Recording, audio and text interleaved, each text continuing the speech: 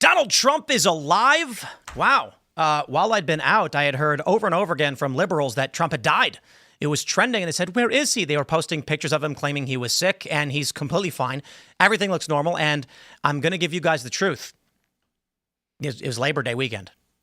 That's it. Trump was probably just like, it's Labor Day, I'm going to hang out with my family. And then because without Trump, they have nothing to say. They have no political ideology. They have no goals other than Trump is bad. The only thing they could muster up to get clicks on the internet was that Trump must be dead. Otherwise, where would he go? They can't live without him. Okay, well, that was all fake news and it was hilarious. But the big news is that Trump has announced, he was asked, and he says he's going to be sending in feds, or the National Guard specifically is what he was asked about, into Chicago and Baltimore. And the governor of Illinois and the mayor are losing their minds. I, as all of you know, am from the south side of Chicago, and I say, please, Trump, thank you, get it done. Because no young person in this country should have to grow up in a city where their friends witness corpses being dragged through alleys, where they get randomly shot at, and where their friends are forced to join gangs by murdering people. But that's Chicago, and we can talk all about it. Now, other than that, there is a bunch of other really big news. 33 some odd thousand Epstein files have been released. And we don't know exactly what's in them yet because they just got dropped. But a lot of people are saying, yeah, been there, done that. Nothing new is in these documents. So we're going to talk about that and more. And yes, ladies and gentlemen, I have returned.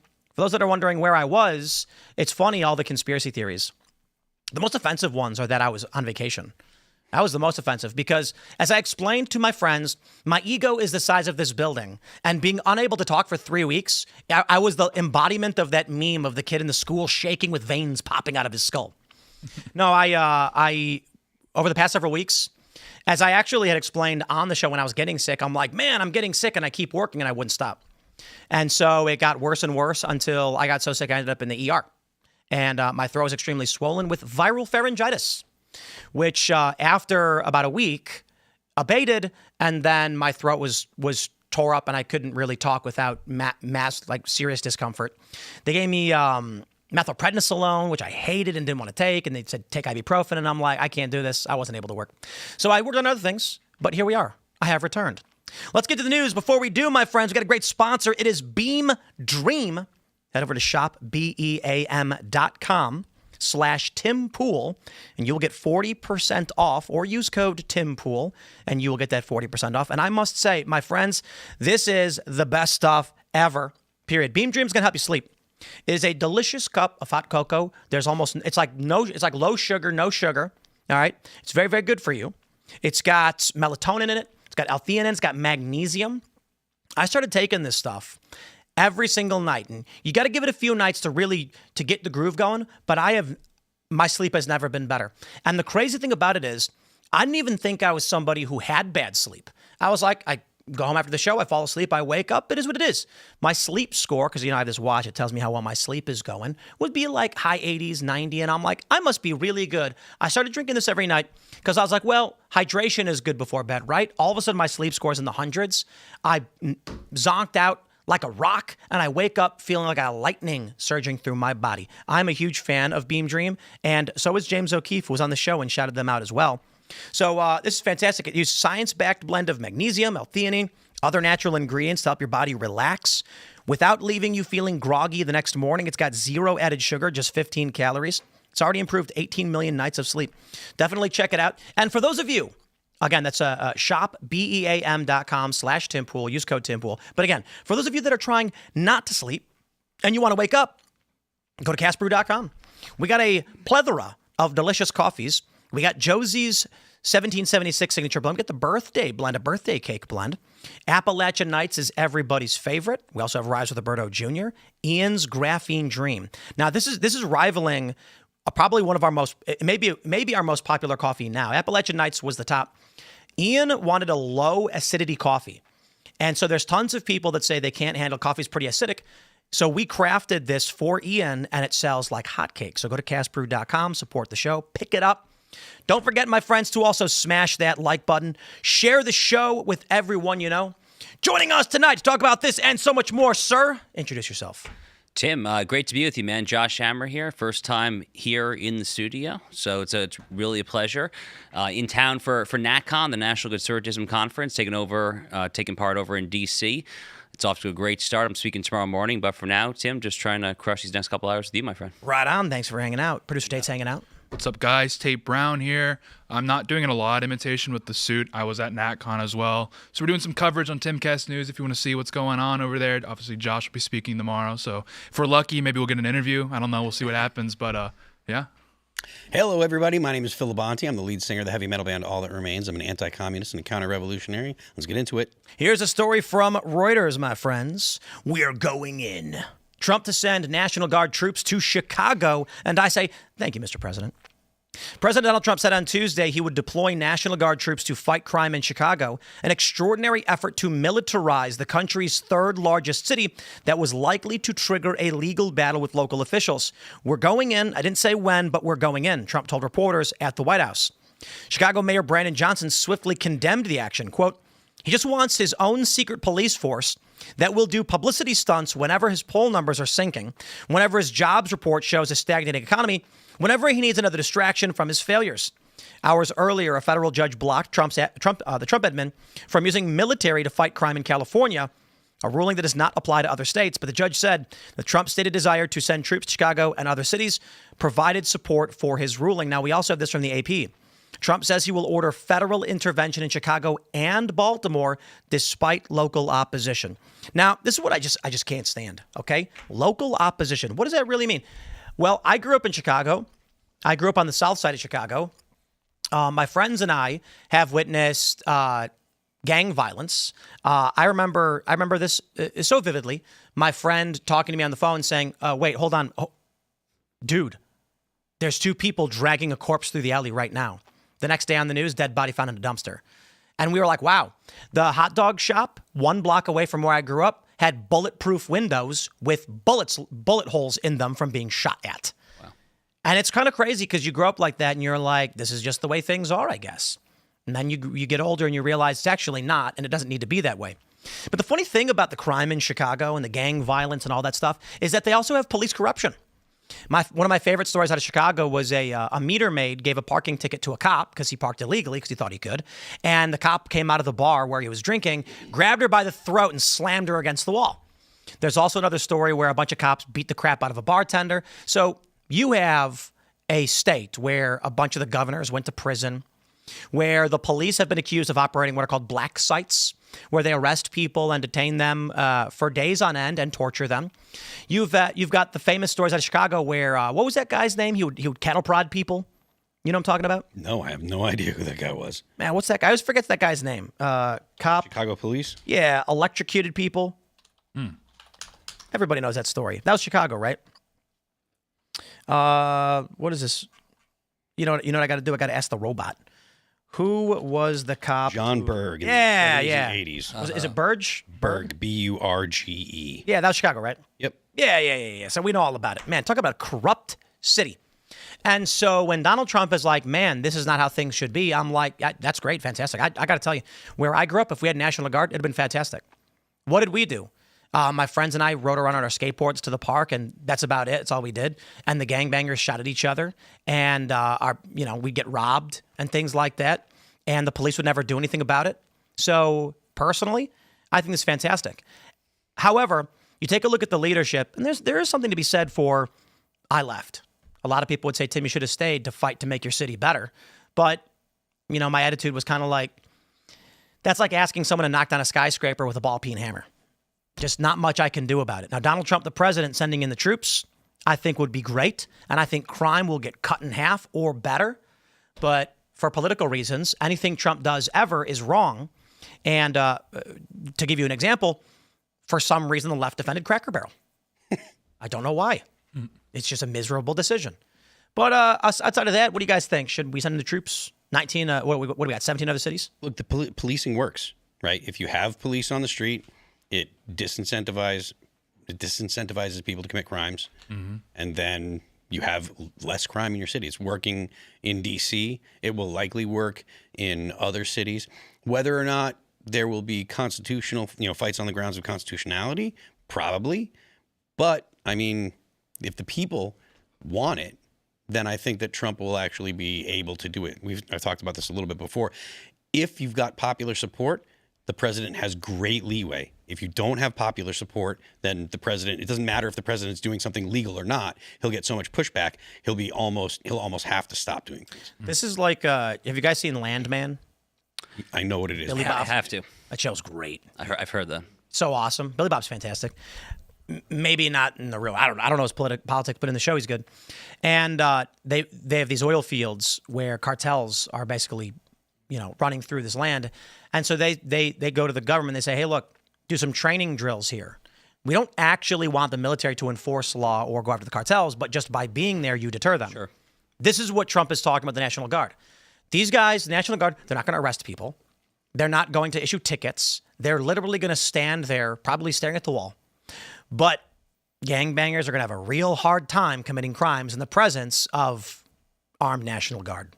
Yeah, so two things. One is your point is actually really well taken, which is it was actually a native son of Illinois. I mean, it was Lincoln himself who famously said, I'm paraphrasing here, I'm probably going to butcher it, but with public opinion, anything is possible. Yeah. Without public opinion, nothing will work. So, I mean, this is it. I mean, this is what I call the art of the 80-20 issue for Donald Trump. I mean, Donald Trump is a genius. He is a master at putting Democrats, the left, in this case, Mayor Johnson, who's such a, far left loonbag that he makes Lori Lightfoot look like a freaking moderate. I mean, I didn't think that was even possible, but this guy Brendan Johnson somehow finds a way to do it.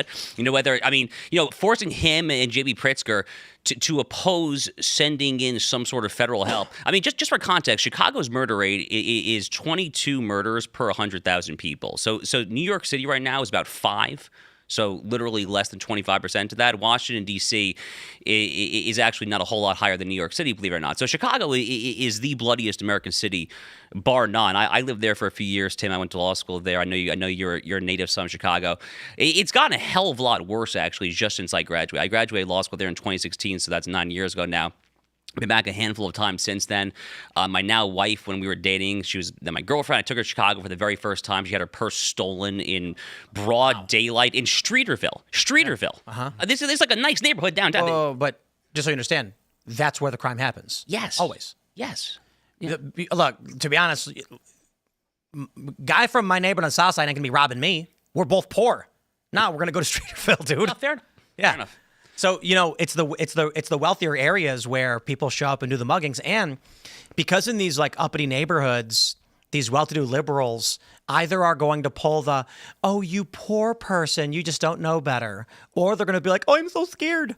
You don't want to go to a white working class area in Chicago, like, on the south side near like Sox Park or whatever, and mess around with those Irish dudes. Let me tell you, man, during the No NATO protests in 2012, all these leftists were marching through Chicago. And Southside Irish, when they started marching through the neighborhood of these white working class people, they beat the crap out of the Antifa guys. And the leftists were like, they were really confused as to why white working class Chicagoans on the South Side were beating the crap out of them. But they were. So that's why they typically stay out of these neighborhoods. But look, gangbangers don't rob other gangbangers in their own neighborhoods. They go to wealthier areas. Well, I think like Trump's tapping into something that a lot of Americans feel, which is they're really frustrated of being pushed out to the suburbs and not having access to like 80% of their city. Like I grew up in Memphis. I grew up in like a leafy suburb, so it's fine. But like 80% of the city is completely off limits. And it's super depressing because you look around the rest of the developed world, or you look at places like Tokyo, and you can live anywhere you want. If you're a young person, you have access to cheap housing, where, like I said, in the United States, yeah, at least more than half of your city is going to be completely unlivable. Trump's tapping into that. Well, it's going to be interesting. I'm curious how much of what Trump is doing actually has to do with population decline. So if you think about what happened to Detroit when this is not necessarily population decline. Detroit lost residents because industry had left. But then you see poverty, crime, and other problems start to emerge. I'm wondering how much of what Trump is doing with sending the National Guard is to try and create a foundation of stability, because in the next 10 years, it is going to get increasingly worse with population decline and infrastructure collapse due to a lack of a labor market. Human capital. Yeah, exactly. So one of the largest consumer bases, the boomers, are dying. They're now at the mortality cliff. Gen Alpha is tiny, and Gen Z can't work. You saw that report that said Gen Z brings their parents with them to job interviews. Unreal. Yeah, Right. I did see that. yeah. Tate brought both his moms. Yeah, that's true. Yeah, you're very hospitable, which I respect. So. That's really good. Both. Yeah. So if the expectation is that cities are going to get worse than they are now, I'm wondering if Trump and his admin are looking at this. I mean, I'd have to say that with someone like Stephen Miller, that guy's smart, and he knows with the immigration stuff we're doing, he's looking at demographic numbers. I guarantee you the Trump admin knows full well you cannot simultaneously have low fertility and no immigration. Immigration isn't a solution, by the way. It's a bandit and a bullet wound. Yep. And so they're saying we can't keep doing that. They also realize we have a fertility crisis 20 years ago. So I think they're looking at this and there's something they're preparing for. If they're not, we're cooked. Mm-hmm. Yeah, I mean the fact that there is going to be such a problem with, like we said, human capital, like that's a really big issue. And if people don't have a positive outlook on not only their communities, but also law enforcement in general, you're going to have significantly fewer police officers. I mean, it's likely, I don't know if it's likely, but I wouldn't be surprised if big cities in the future kind of become those dystopias from sci-fi movies from the 80s where you need to have a really militarized police force actually patrolling the streets and just to keep, the population safe or keep them kind of subdued, I think 2030 is going to be wild. And for about 5 years, it's going to be nuts in this country. How so? So we've got the fourth turning. Strauss-out generational theory. This is bothering me. You want to rotate that way? Other way. Oh. Yeah. I'm just getting my OCD on. Strauss-out generational theory predicts that 2028 is supposed to be the year of the Great Crisis. So as the story goes, every 80 years there's a turning, a fourth turning. So 80 years ago, of course, what did we have? World War II. The World Wars. I mean, some people make the argument that they were functionally the same wars because World War II was the result of World War I. Yeah. 80 years before that. Civil War? No. Yes. 80 years before that. Revolutionary War? Indeed. And actually, you can keep going. Most of us don't track what happened 80 years before the American Revolution because it's pre-American history. It's like colonial history, but there actually was a Great Crisis. And it actually bifurcates into the UK as well because we had a shared culture in society. So the prediction is something is going to happen here. I'm looking at everything that's going on right now. We've got actual fertility right now. Some have estimated, and maybe this is conspiratorial lunacy, 0.3. When you hear that fertility is at 1.6 or whatever, they're including older people who stopped having kids but had kids. So they're asking people, how many kids have you had? How many, and for the fertility rate includes people who are now exiting childbearing years. So what does the 0.3 include then? Young people. So you're supposed to, it's supposed to be 20-year-olds, people in their 20s having kids. And there's some estimates that say Gen Z fertility is at like 0.3, and some estimate it may be 0.8. And that makes complete sense if you ask me. But I'll tell you this, there was a really funny meme I saw, and it was a 4chan meme where someone said, hey, my grandpa gave me his PS1. Does anybody have any Anybody have any recommendations for games? The first response is, this has to be rage bait. And they said, my grandfather is 58 years old. He got the PlayStation 1 when he was 28. My dad was 8 years old. My dad had me at 20. I'm 18. But see, the millennials and Gen Z don't have kids. So they're like, no way your grandpa had a PS1. It's like, dude, he's 60. Right. Well, the interesting thing with the Gen Z millennials not having kids is it's actually really important when you're looking at TFR. There was a Stephen Shaw, he's like a demographic expert, and he broke down there's actually a difference between total maternity rate and children per mother. So children per mother tracks obviously the average amount of children that a mother has, a mother meaning someone that's had a kid before, and then the total maternal rate. And the TMR's dropped. So like the amount of women that are having children is completely dropped, but the amount of mothers that have had children is consistent. So women are still having 2 to 3 children, but there's not as many mothers. There's fewer mothers. When you take into account the fact that there's fewer women overall. Right, but when they decide to have a kid, they still have 2 to 3. So it's not that like they're having less kids overall. if that makes sense. It's that there's just less people deciding The to become crisis mothers. is marriage, essentially. Like, the crisis actually starts earlier. It starts before. It's like, yeah, once they decide to have a child, they're going to have 2 to 3 still. That's perfectly fine. That mechanism is still working. And I think this is why stuff like cleaning up cities is because like nihilism is just so pervasive that people just don't want to become mothers. There's no way to reverse the trend. It's not possible. It's a math problem. If you need, there's various estimates of what the fertility rate needs to be to sustain a civilization, and it's at least replacement, but it's actually a little bit higher than 2. So 2.1 is what I hear usually. And the reason is because sometimes babies die and people don't make it to adulthood. Yeah. So you need a little bit higher than normal. When you are below that, and I believe we're currently at 1.6. Yeah. Mm-hmm. If you're tracking young people who are supposed to be having kids, I've heard estimates from 0.8 to 0.3, and don't really know for sure because Gen Z includes people who should not be having kids. Gen Z includes teenagers who we don't expect to have children.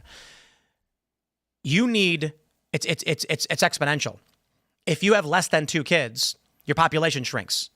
Then to get back to your functioning human capital size required to maintain the infrastructure of the civilization, you need twice as much. Right. This means that Gen Z needs to have 4 kids to fix the damage of millennials and Gen Xers, which they're not going to do, and they're not doing, which means the prediction is the boomers are at the mortality cliff. They're going to start dying faster and faster. The oldest boomers are 79. That is mortality. Within the next 5 years, we expect there to be a massive, we call it the mortality cliff. It's when boomers are going to die in large numbers. And within 5 to 10 years, there should be about 20 million boomers left from 65 million. So it's a massive drop off in the consumer market. Though these individuals normally would be replaced by the next generation at bare minimum, they're not. This means you're not going to be able to buy strawberries at your grocery store. Your grocery stores are probably going to go out of business. You will have to drive 50 miles to find standard goods, and there's going to be huge lines for it. This is going to create a snowball effect, which creates a massive depression, and it's going to take several years to climb out of that depression once people start rebuilding the infrastructure. But that's why I think, to go back to the main point, when we're looking at what Trump is doing, I have to assume that his administration is taking into consideration the known fertility crisis alongside the mass deportations. Yeah, I mean, they certainly have to account for it. And like immigration, it won't even be there forever as a Band-Aid because even across the third world now, their fertility is crashing. Like India is now below replacement. Within the last 3 years, they've dropped below replacement. So all these like complex demographic theories on birth rates has like all gone out the window when India went below replacement. It's like, it's something completely different. Now, even these sub-Saharan African countries that were literally averaging 4, 5, 6 children, they're now. I mean, I'm speaking in very broad terms here, but they're down to like 3, 4, sometimes even 2 point something now. So Mali went from 14 to 7 in like 8 years. Yeah, exactly. So it's a global trend. I mean, it's no longer just a first world, highly developed society trend. Right. Yeah. Yeah, and to that point, like even if you just import people, like people aren't cogs, right? People can't just be like, oh, well, we'll just get more people in here, and the people that will come will be able to do the jobs that we need them to do. Mm-hmm. Even the Democrats know this. They continuously say, oh, well, who's going to pick the fruit? Who's going to do the menial labor? That's not really what you want immigration for, if you want immigration at all, right? Like the point, like when people talk about the United States being pro-immigration, the idea that they're generally trying to convey, or at least the argument they're trying to make to people is, we want to get the best and brightest. We want to get the people that really excel. We want the smartest people in the world to come to the U.S. But that's not what's happening. And it hasn't been happening for a long time. Like this, there are people that come that are smart, sure. But the vast majority of the people that are coming to the United States, the immigrants, whether they be illegal or H-1B visas, they're not specialized. They're not some kind of super smart group of people. They're just average people from a different country, and if average, a lot of times they're below average, So that's not something that we want to encourage in the United States. So the estimate is 0.6. Wow. So I asked ChatGPT, take it for what it's worth. This thing's lying all the time, but I asked it to calculate for Gen Z women so it estimates when they do the TFR, the total fertility rate. They do it in age brackets. They do include teen pregnancy, but I'm not going to include that personally because it's not something we're actually actively trying to encourage, except for later teens maybe, because that was normal for a while. But going by the ages of 19 to 27, it's 0.6. Wow. Yeah. Troubling stuff.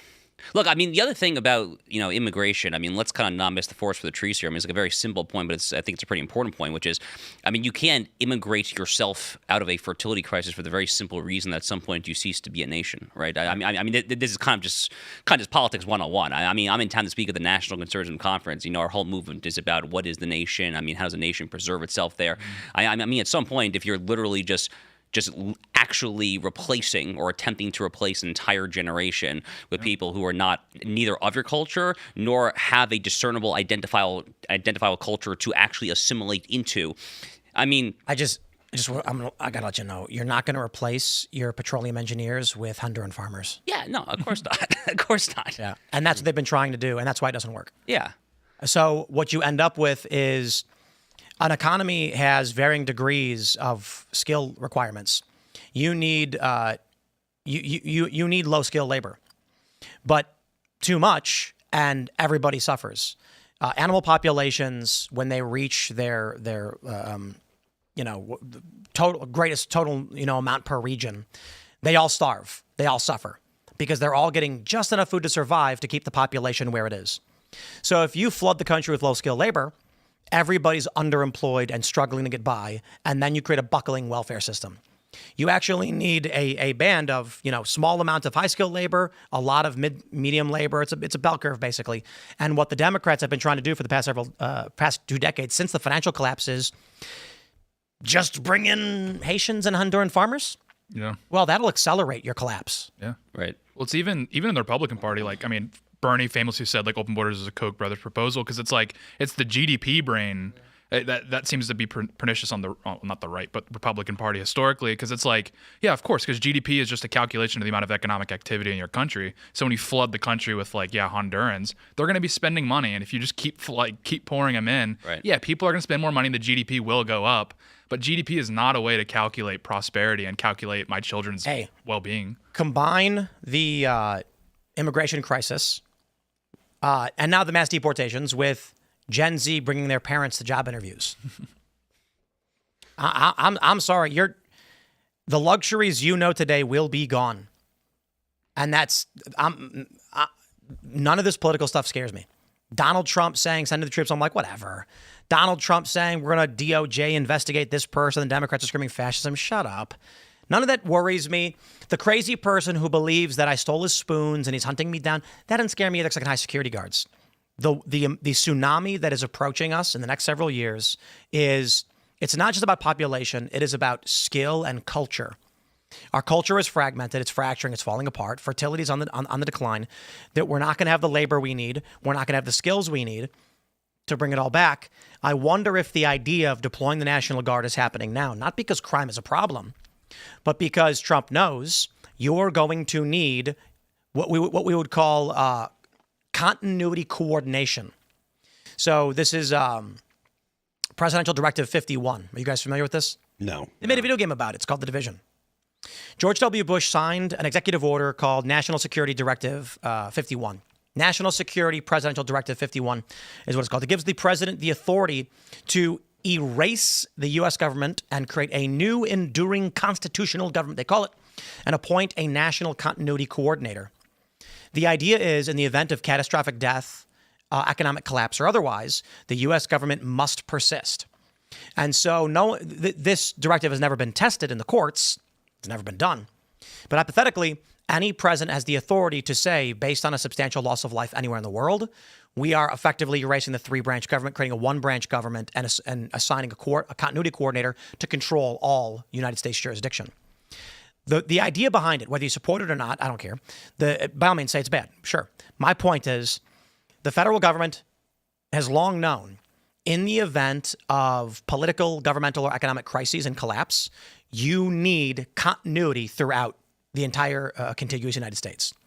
So when I see a story, granted, I'm sick over the past 3 weeks, I get to talk about it now, saying they want to deploy to 19 cities National Guard, that sounds more to me like governmental contingencies than any kind of crime stopping.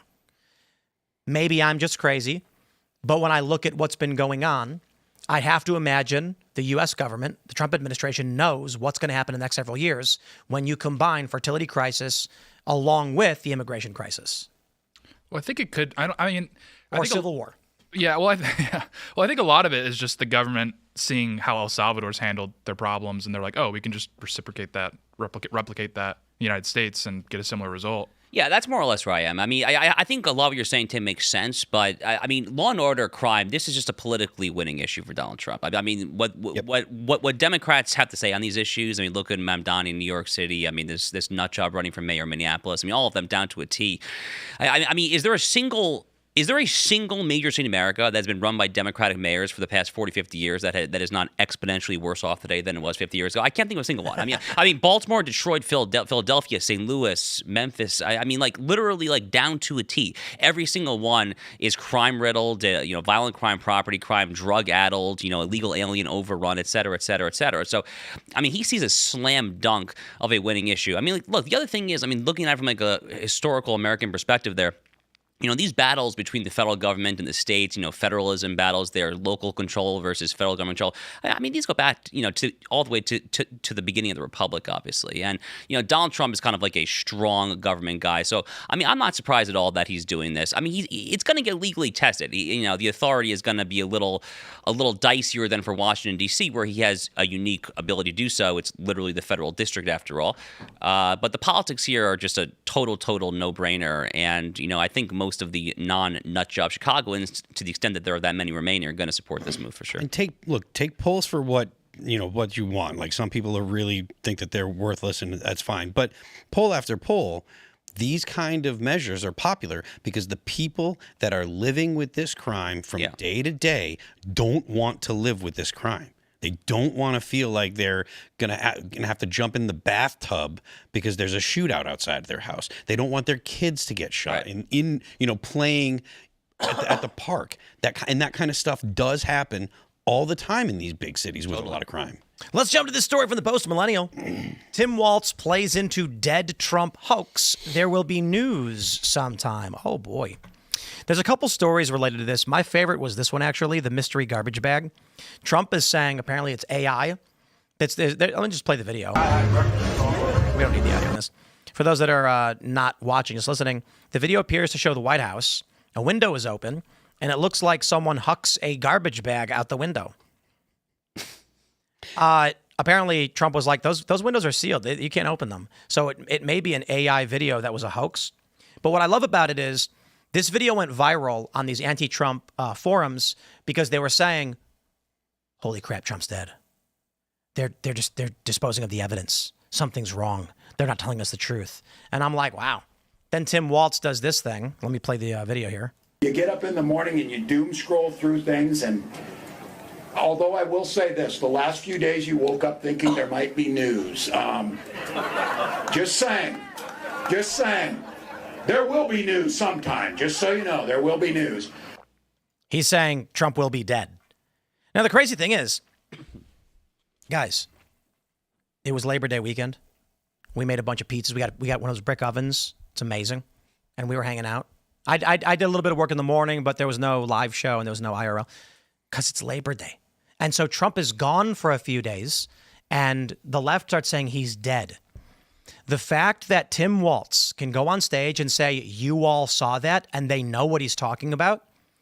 This is a cult. They are deranged and insane people. Yeah. A holiday weekend happened where the president was not heard from, and my first response was Labor Day. Well, yeah, but he was missing before. I know it's a long weekend. So it's like Friday's around the corner, and he's like, look, I'm just going to hang out with the family. It's Labor Day. Give me a break. And I was like, okay, we all feel that way. Trump's not special in that regard. But they all genuinely believed this psychotic conspiracy theory.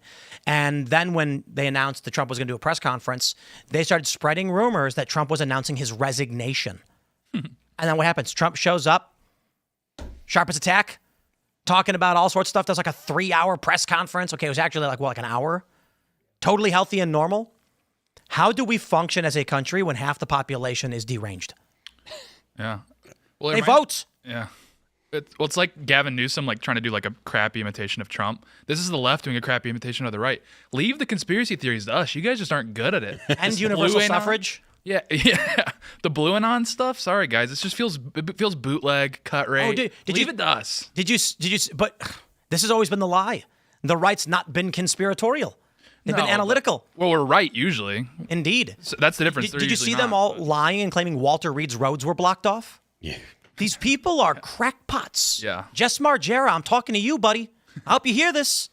This is nuts, dude. You're blue and on lunatics. One of the other Touch grass. Go out and touch grass. One of the other things that you're starting to see a lot of is people saying, look, J.D. Vance, when he gets into office, he's going to consolidate power and blah, blah, blah. And it blows my mind that people are saying this because it's like, look, if something happens to Donald Trump, right? Like I'm not hoping for it, but if something does happen, he gets sick or whatever, we have a constitutional process that means that J.D. Vance will take office because he is the vice president. The idea that that's some kind of attempt to seize power, it's just totally ridiculous. And I mean, I feel like it goes beyond conspiratorial to be like entirely detached from reality. Just totally don't want to acknowledge that there is a normal process and J.D. Vance would take office as the president, and that would be perfectly normal. It's happened multiple times in our history. There's nothing unique about it, and still they continue to act as if J.D. Vance would take power, and they're trying to set up the idea that J.D. Vance would be worse than Donald Trump because Donald Trump is Hitler, and so J.D. Vance would be super mega Hitler or whatever. You know, they have these like buzzwords, right? I mean, consolidate power. That's one of their favorite ones. Mm-hmm. I mean, I've spoken at conferences in Budapest, Hungary, multiple times in the past few years, and they love bashing the prime minister there, Viktor Orban, for what they call democratic backsliding. That's their favorite term of choice for over in Hungary, and I guess Europe more broadly, is they're setting democracy backwards and reverse. I mean, they say the same crap here about President Trump on a day in, day out basis as well. There. Don't you guys remember when Ron DeSantis was briefly in the lead?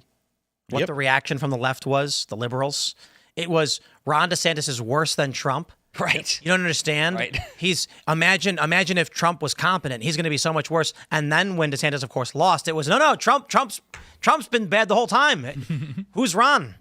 And now J.D. Vance. Yep. They're gearing up for the same regurgitated psycho cult garbage because they have no substance anymore. Correct. The Democrat Party is so torn between the progressives and the what you would consider normal Democrats, and they don't know who they are as a party. There was someone that was talking, I forgot who it was, but it was a tweet that I saw, said that AOC, Zohran Mamdani, and the rest of the DSA need to leave the Democrat Party because they are dragging them down. Yes. The progressives are really harming normal Democrats. And as long as the progressives are the ones that are setting the policy choices and making the arguments most vocally, they're going to have a problem because the American people have clearly said we do not want that stuff. It's just not true, though. Who was it? Who's the Virginia guy? Is it Mark, what's his face? Warner? Was he the guy who's like, I'm going to go save Kilmar, Abreu Garcia or whatever? That was the Maryland guy, Van Hollen. Von Hollen, yeah. No. Recently, let me pull the tweet up. It was more. Yeah, it's a guy in Virginia, and I tweeted at him like, "Glad I live in West Virginia, not regular Virginia, because regular Virginia is nuts. There's no regular Democrats. The middle of the road Democrats are being like, hey, you know that wife beating MS-13 human smuggler? Yeah, that's yeah. I'm like, nah, he not I. Get him out of here, and they're like, nah. I'm like, okay, well, I'm not voting for Tim Walz. Right. He's supposed to represent the regular Democrat. Yeah, you get rid of AOC, you're worse off. Mm-hmm. Like, at least AOC will say something like moderately anti-war. Do I want woke light with neoliberal warmongering? No. At least I know what the progressives are trying to do. Yeah. I don't want either of them, to be honest. But this stuff makes me happy. I mean, when Tim Walz, he was their vice presidential candidate. When he plays into this dead Trump porn, and that's what it is. This is just their version of porn, right? I mean, when he's playing the dead Trump porn, when the mayor of Minneapolis is bashing thoughts and prayers within minutes of a horrific shooting there, I mean, who benefits from this insanity? I mean, not them. I mean, the only opposition. I mean, that is to say, what I call civilizational sanity. I mean, you want to call it the right, that's fine. I kind of think the whole left-right dichotomy is a little kind of ahistorical at this point there. I think of it more as just civilizational sanity versus, civilizational arson.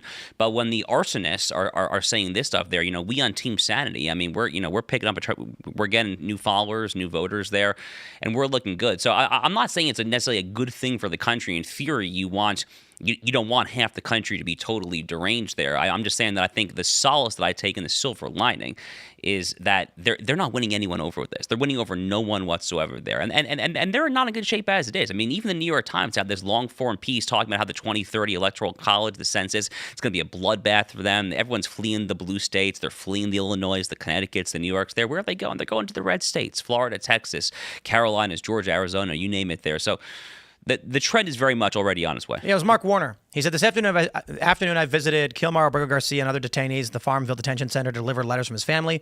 He wants to keep fighting for justice. Imagine how emotional he was. He wants to keep fighting for justice. And while Me too. I can't Me too. And that would be send him back.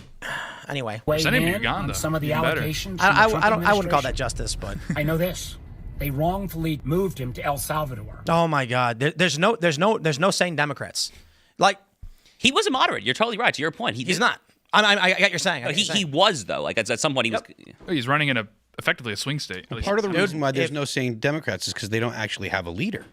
If they had a leader, if there were someone that were a quote unquote sane Democrat that stepped up that actually could lead the party and had the charisma and the political, the political chops to do that, they would fall in line. But this is because he's floundering because the whole party's floundering. He's not sure where to go. Yeah. He doesn't know if this is the right thing to do or not. So he's doing what he thinks is the best thing for his future electoral, possibilities. But if there was someone that were to speak well and came up and said, okay, this is what the party should be doing, that was an actual good leader, they could lead the party in a direction that would get them, that would get them the votes that they need. But there's no one that can do that right now. They tried.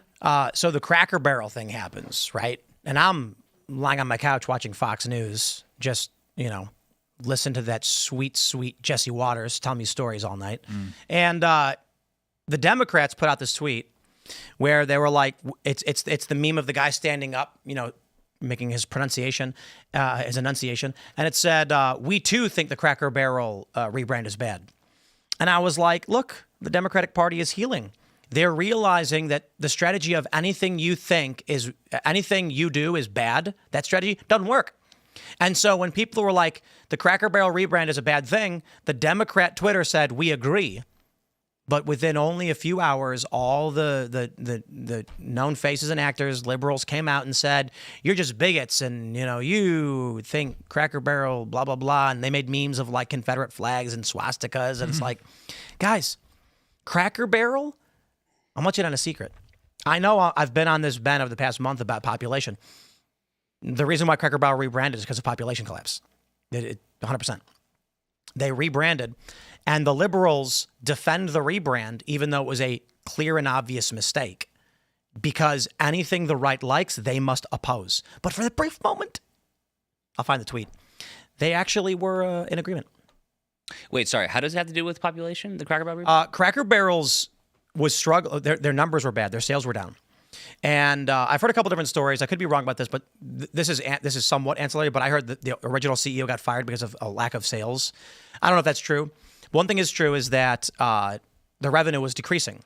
And this wasn't just growth where they're trying to establish new locations. This was existing locations were seeing revenue decline. At least this is my understanding of the story. So they bring in the CEO and they ask the question, like, why are we losing money? And they try to figure it out. And so the assessment is, look, people just want a booth and they want sugar-covered cinnamon swirl dessert pancakes, okay? They don't care for hokey, knickknacks on the wall and then in a little store with all the knickknacks to buy. They just want sugar donut swirl double-glazed pancakes. So they said, okay, simplify. Get rid of the theme stuff, cut the cost down, reduce our footprint, and give the people what they want. And it got worse. Yeah. The reason why sales are going down is because people don't bring their families out to dinner anymore. 10 years ago, you had more families. You have substantially less families now. So when a couple goes to get breakfast, it is a man and a woman sitting down at a table for 4, ordering 2 orders of sugar-glazed garbage pancakes.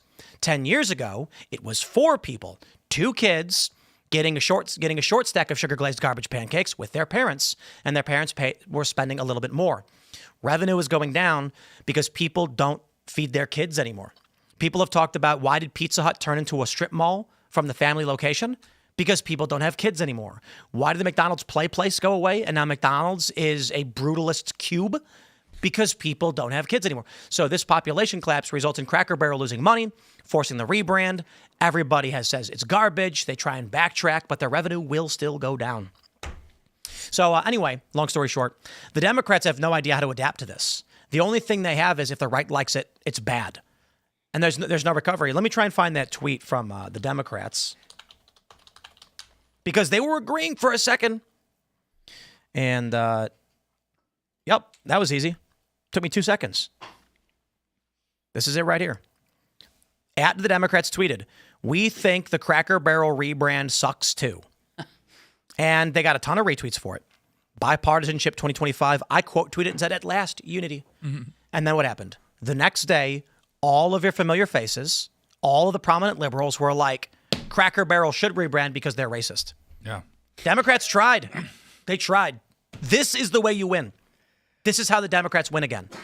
They start acting like Joe Rogan and stop acting like weird woke lefty activists.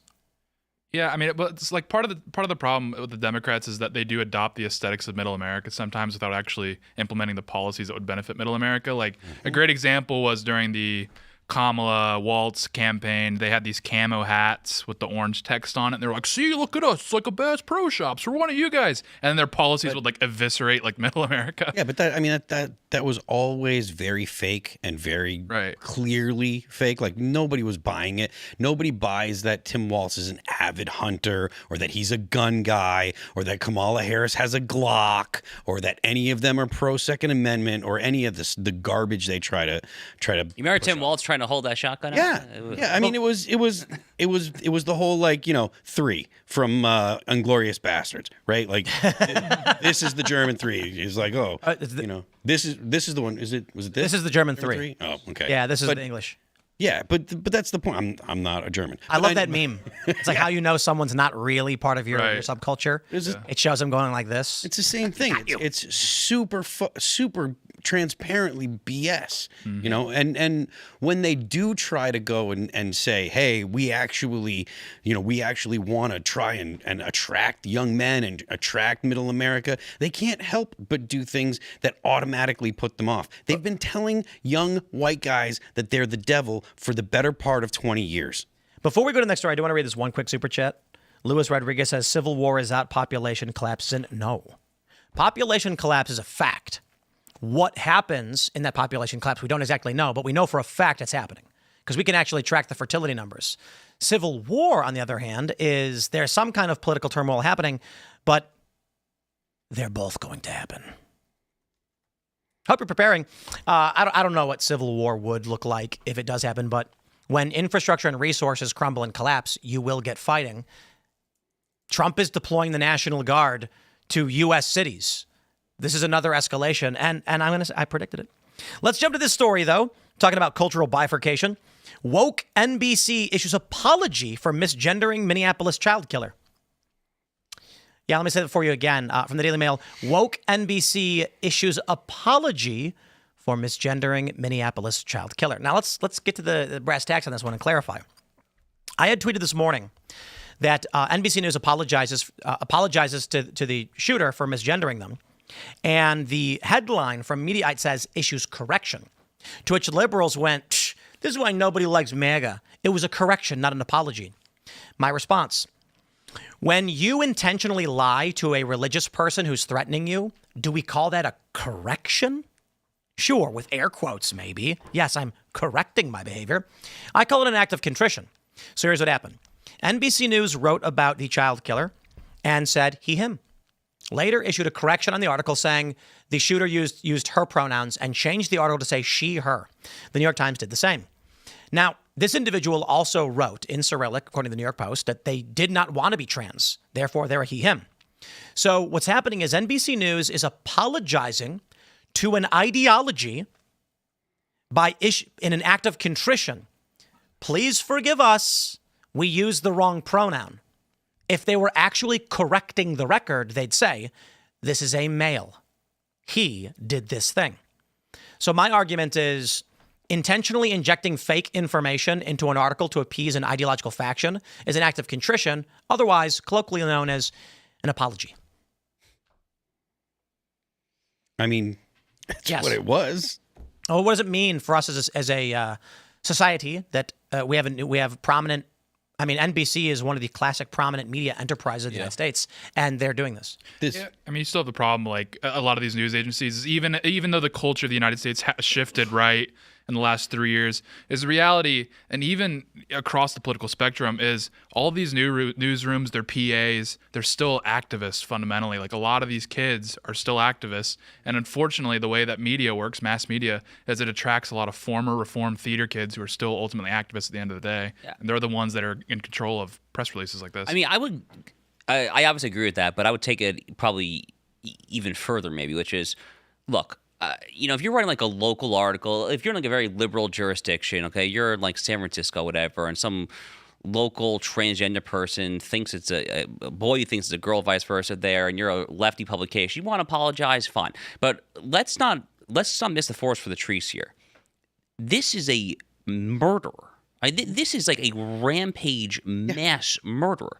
I mean, this is demonic, satanic evil in our midst. I mean, not only should we not be apologizing for this, I mean, we should be deliberately spitting in this person's memory and like trying to condemn anything that this individual, male, female, boy, girl, who gives? Who the hell cares? I mean, this is demonic, satanic evil that we should smite out.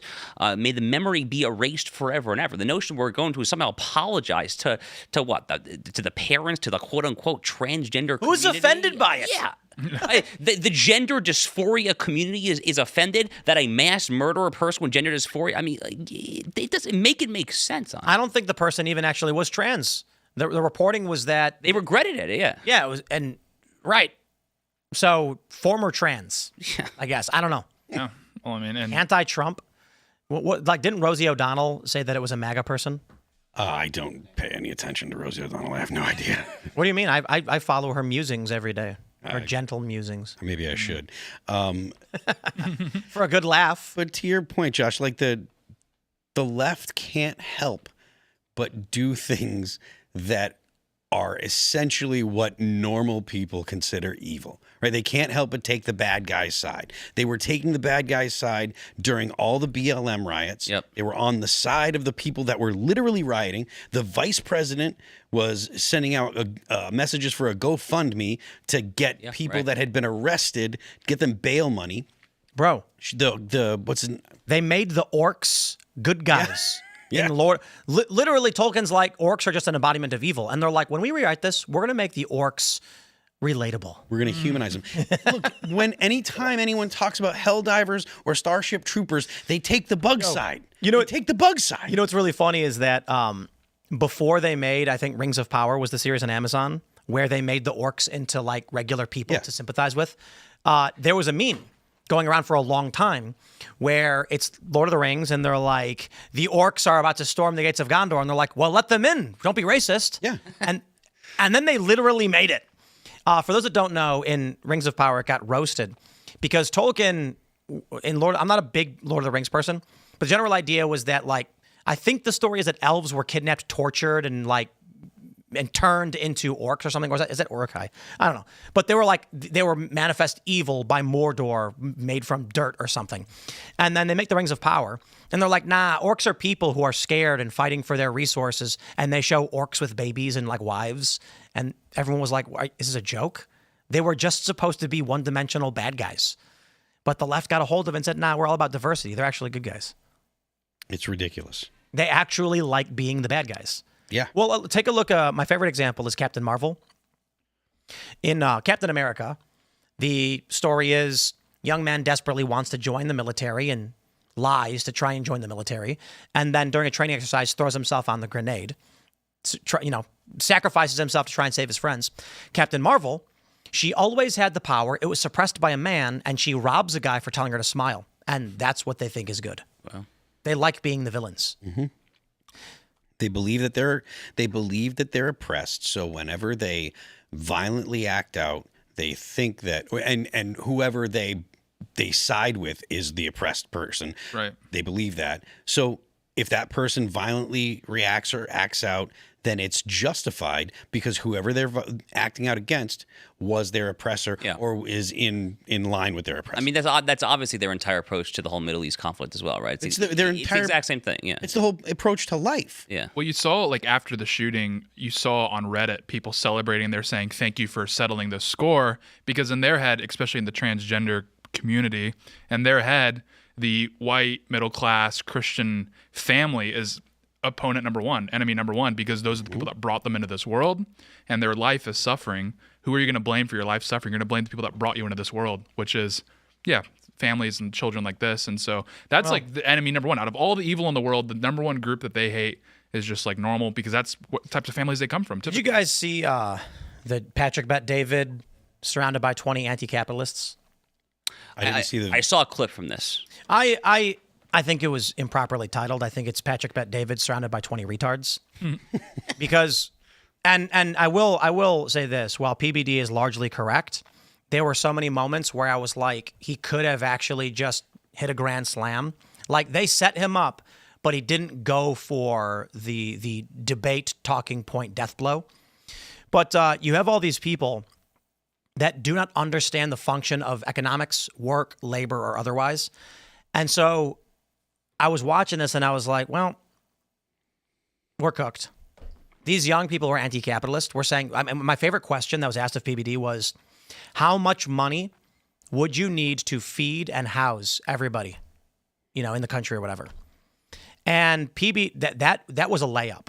That was a freebie for PBD to destroy anti-capitalist ideology. And instead he asked her about what it means to be communist or something. This person, when they asked the question, how much money do you need to feed everybody in the world? You know what my question is?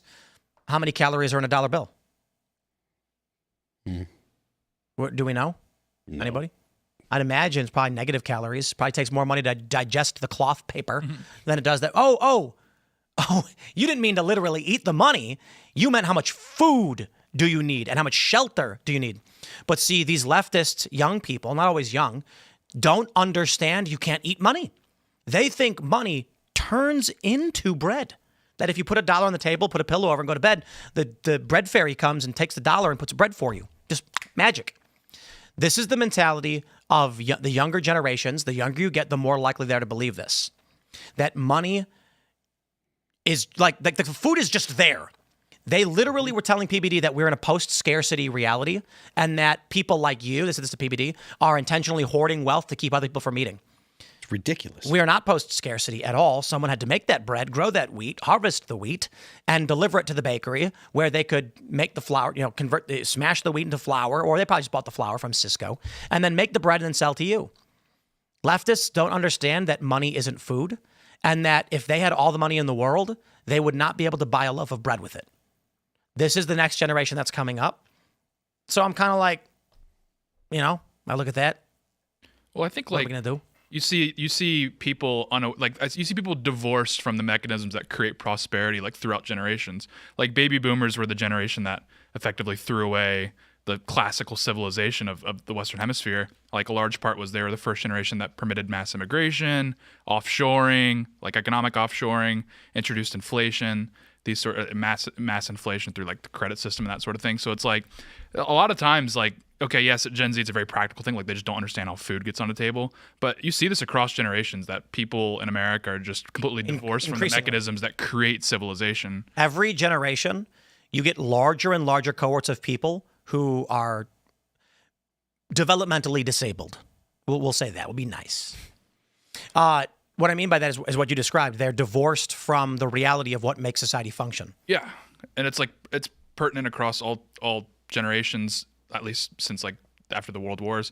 And also the composition of each generation has changed. Like boomers, they're much more cohesive, they're much more homogenous, and Zoomers are like very diverse in a whole array of ways. So it's like, yeah, you're gonna get a lot of different answers from a lot of different Zoomers on things than you would get from baby boomers, just by nature of like how diverse or lack of homogeneity you have among Zoomers. You know what no one wants to tell you on the right or the left? What? Poverty is a requirement of a functioning society. Yeah, that's true. There has to be a low class of people who are struggling and work as hard as they can and do jobs that the average person doesn't like to do. And nobody wants to tell you that because everybody wants to fight to break out of that bottom tier, that lower class of society. But, I'll explain it quite simply. If every single person had all of their needs met, what job would ever get done? Right. I mean, there's the argument that some people would be like, "Oh, well, I do this because I love it," but that would be an exceedingly small portion of the population would actually do things. And that was easily disproven by the NEET generation. Yeah. Largely millennial and into Gen Z, people who live in the basements or spare bedrooms of their parents and don't get jobs because their needs are met, and they don't have to. And this is also the welfare argument. People who, there are so many stories of people who are on welfare who say, well, the problem is if I do get a job, I'll actually make less money. So I'm better off staying on welfare. This is the issue.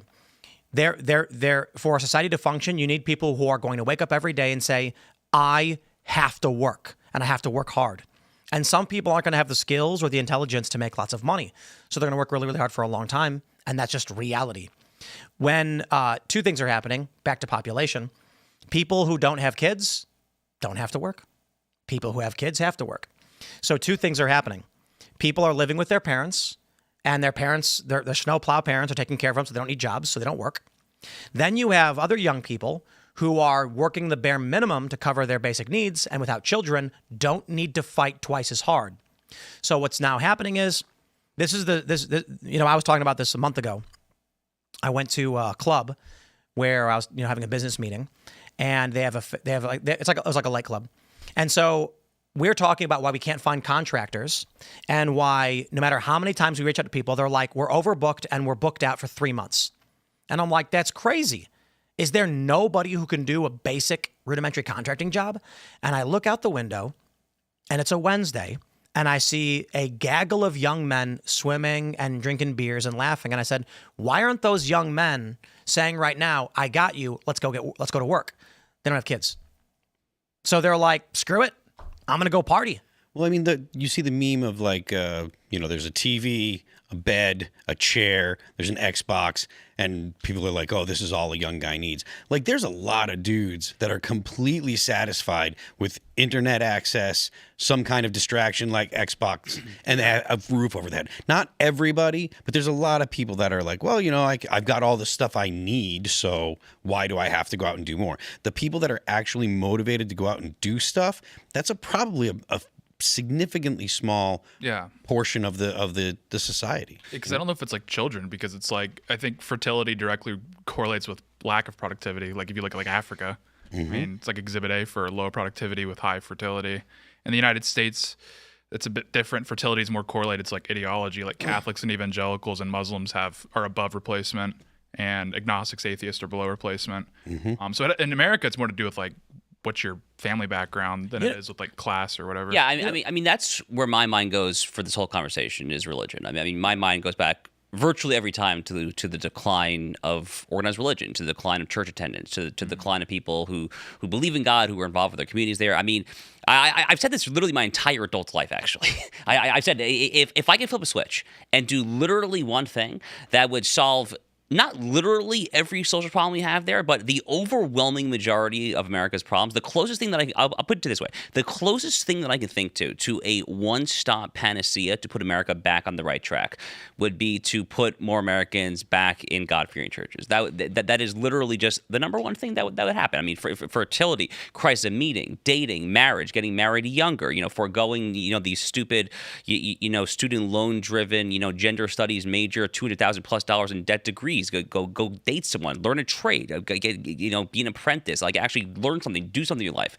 All of this, I think, would just be fundamentally put back on the right track if we could get more people to actually start believing and actually go into peace again. One of the problems, millennials and Gen Z largely, it's a scale, right? So it's funny when Gen X goes like, "Why are you forgetting about us?" Because Gen X is stable. So boomers, silent to the smallest boomers, slightly more. Gen X slightly more. Millennials kind of a lot. Gen Z even more. Gen Alpha is probably going to be just totally cooked. There is a purposelessness. Yeah, exactly. And I'd have to imagine your average Gen Z guy who plays like World of Warcraft all day, if they still play. I mean, do people still play World of Warcraft? Fortnite. Some. Fortnite, Rocket League. Yeah. Yeah. WoW had its day. FIFA. If an angel, if they were walking through a field one day, they were like went to a Dollar General and they were walking home through a field and it was like dusk. And then all of a sudden a blinding beam of light struck the ground before them. And an angel came down and, angel, you choose. Is it the gigantic ring of eyeballs with wings all over it? Or is it a glorious looking being with wings floating down, carrying a heavenly sword? Ring of eyeballs. Ring of eyeballs. And then with a booming voice, which emerged from the center of this neat, said, "You have been tasked with divine mandate. Your job is," and it literally just gave it like, be fruitful, the person, be fruitful and multiply, do this. That is your mission. They would probably be the happiest person. They'd be happier than they've ever been in their life. 100%. Knowing and being told you have a purpose and a mandate and a mission. We used to have this through faith and community. And now I think it's a large component of luxury because we don't have to fight for survival as much as we used to. Yep. No more bears, no more monsters, no more controversy. You wake up, dozen donuts, dirt. It's cheap. You can get it. You barely got to work. So people are just like, what am I doing? Why am I here? Mm-hmm. And they have no purpose and they become depressed and amoral. And the one thing I will say is as these people drift towards like socialism and communism, a large component is finding a mission. The socialists promise them fulfillment.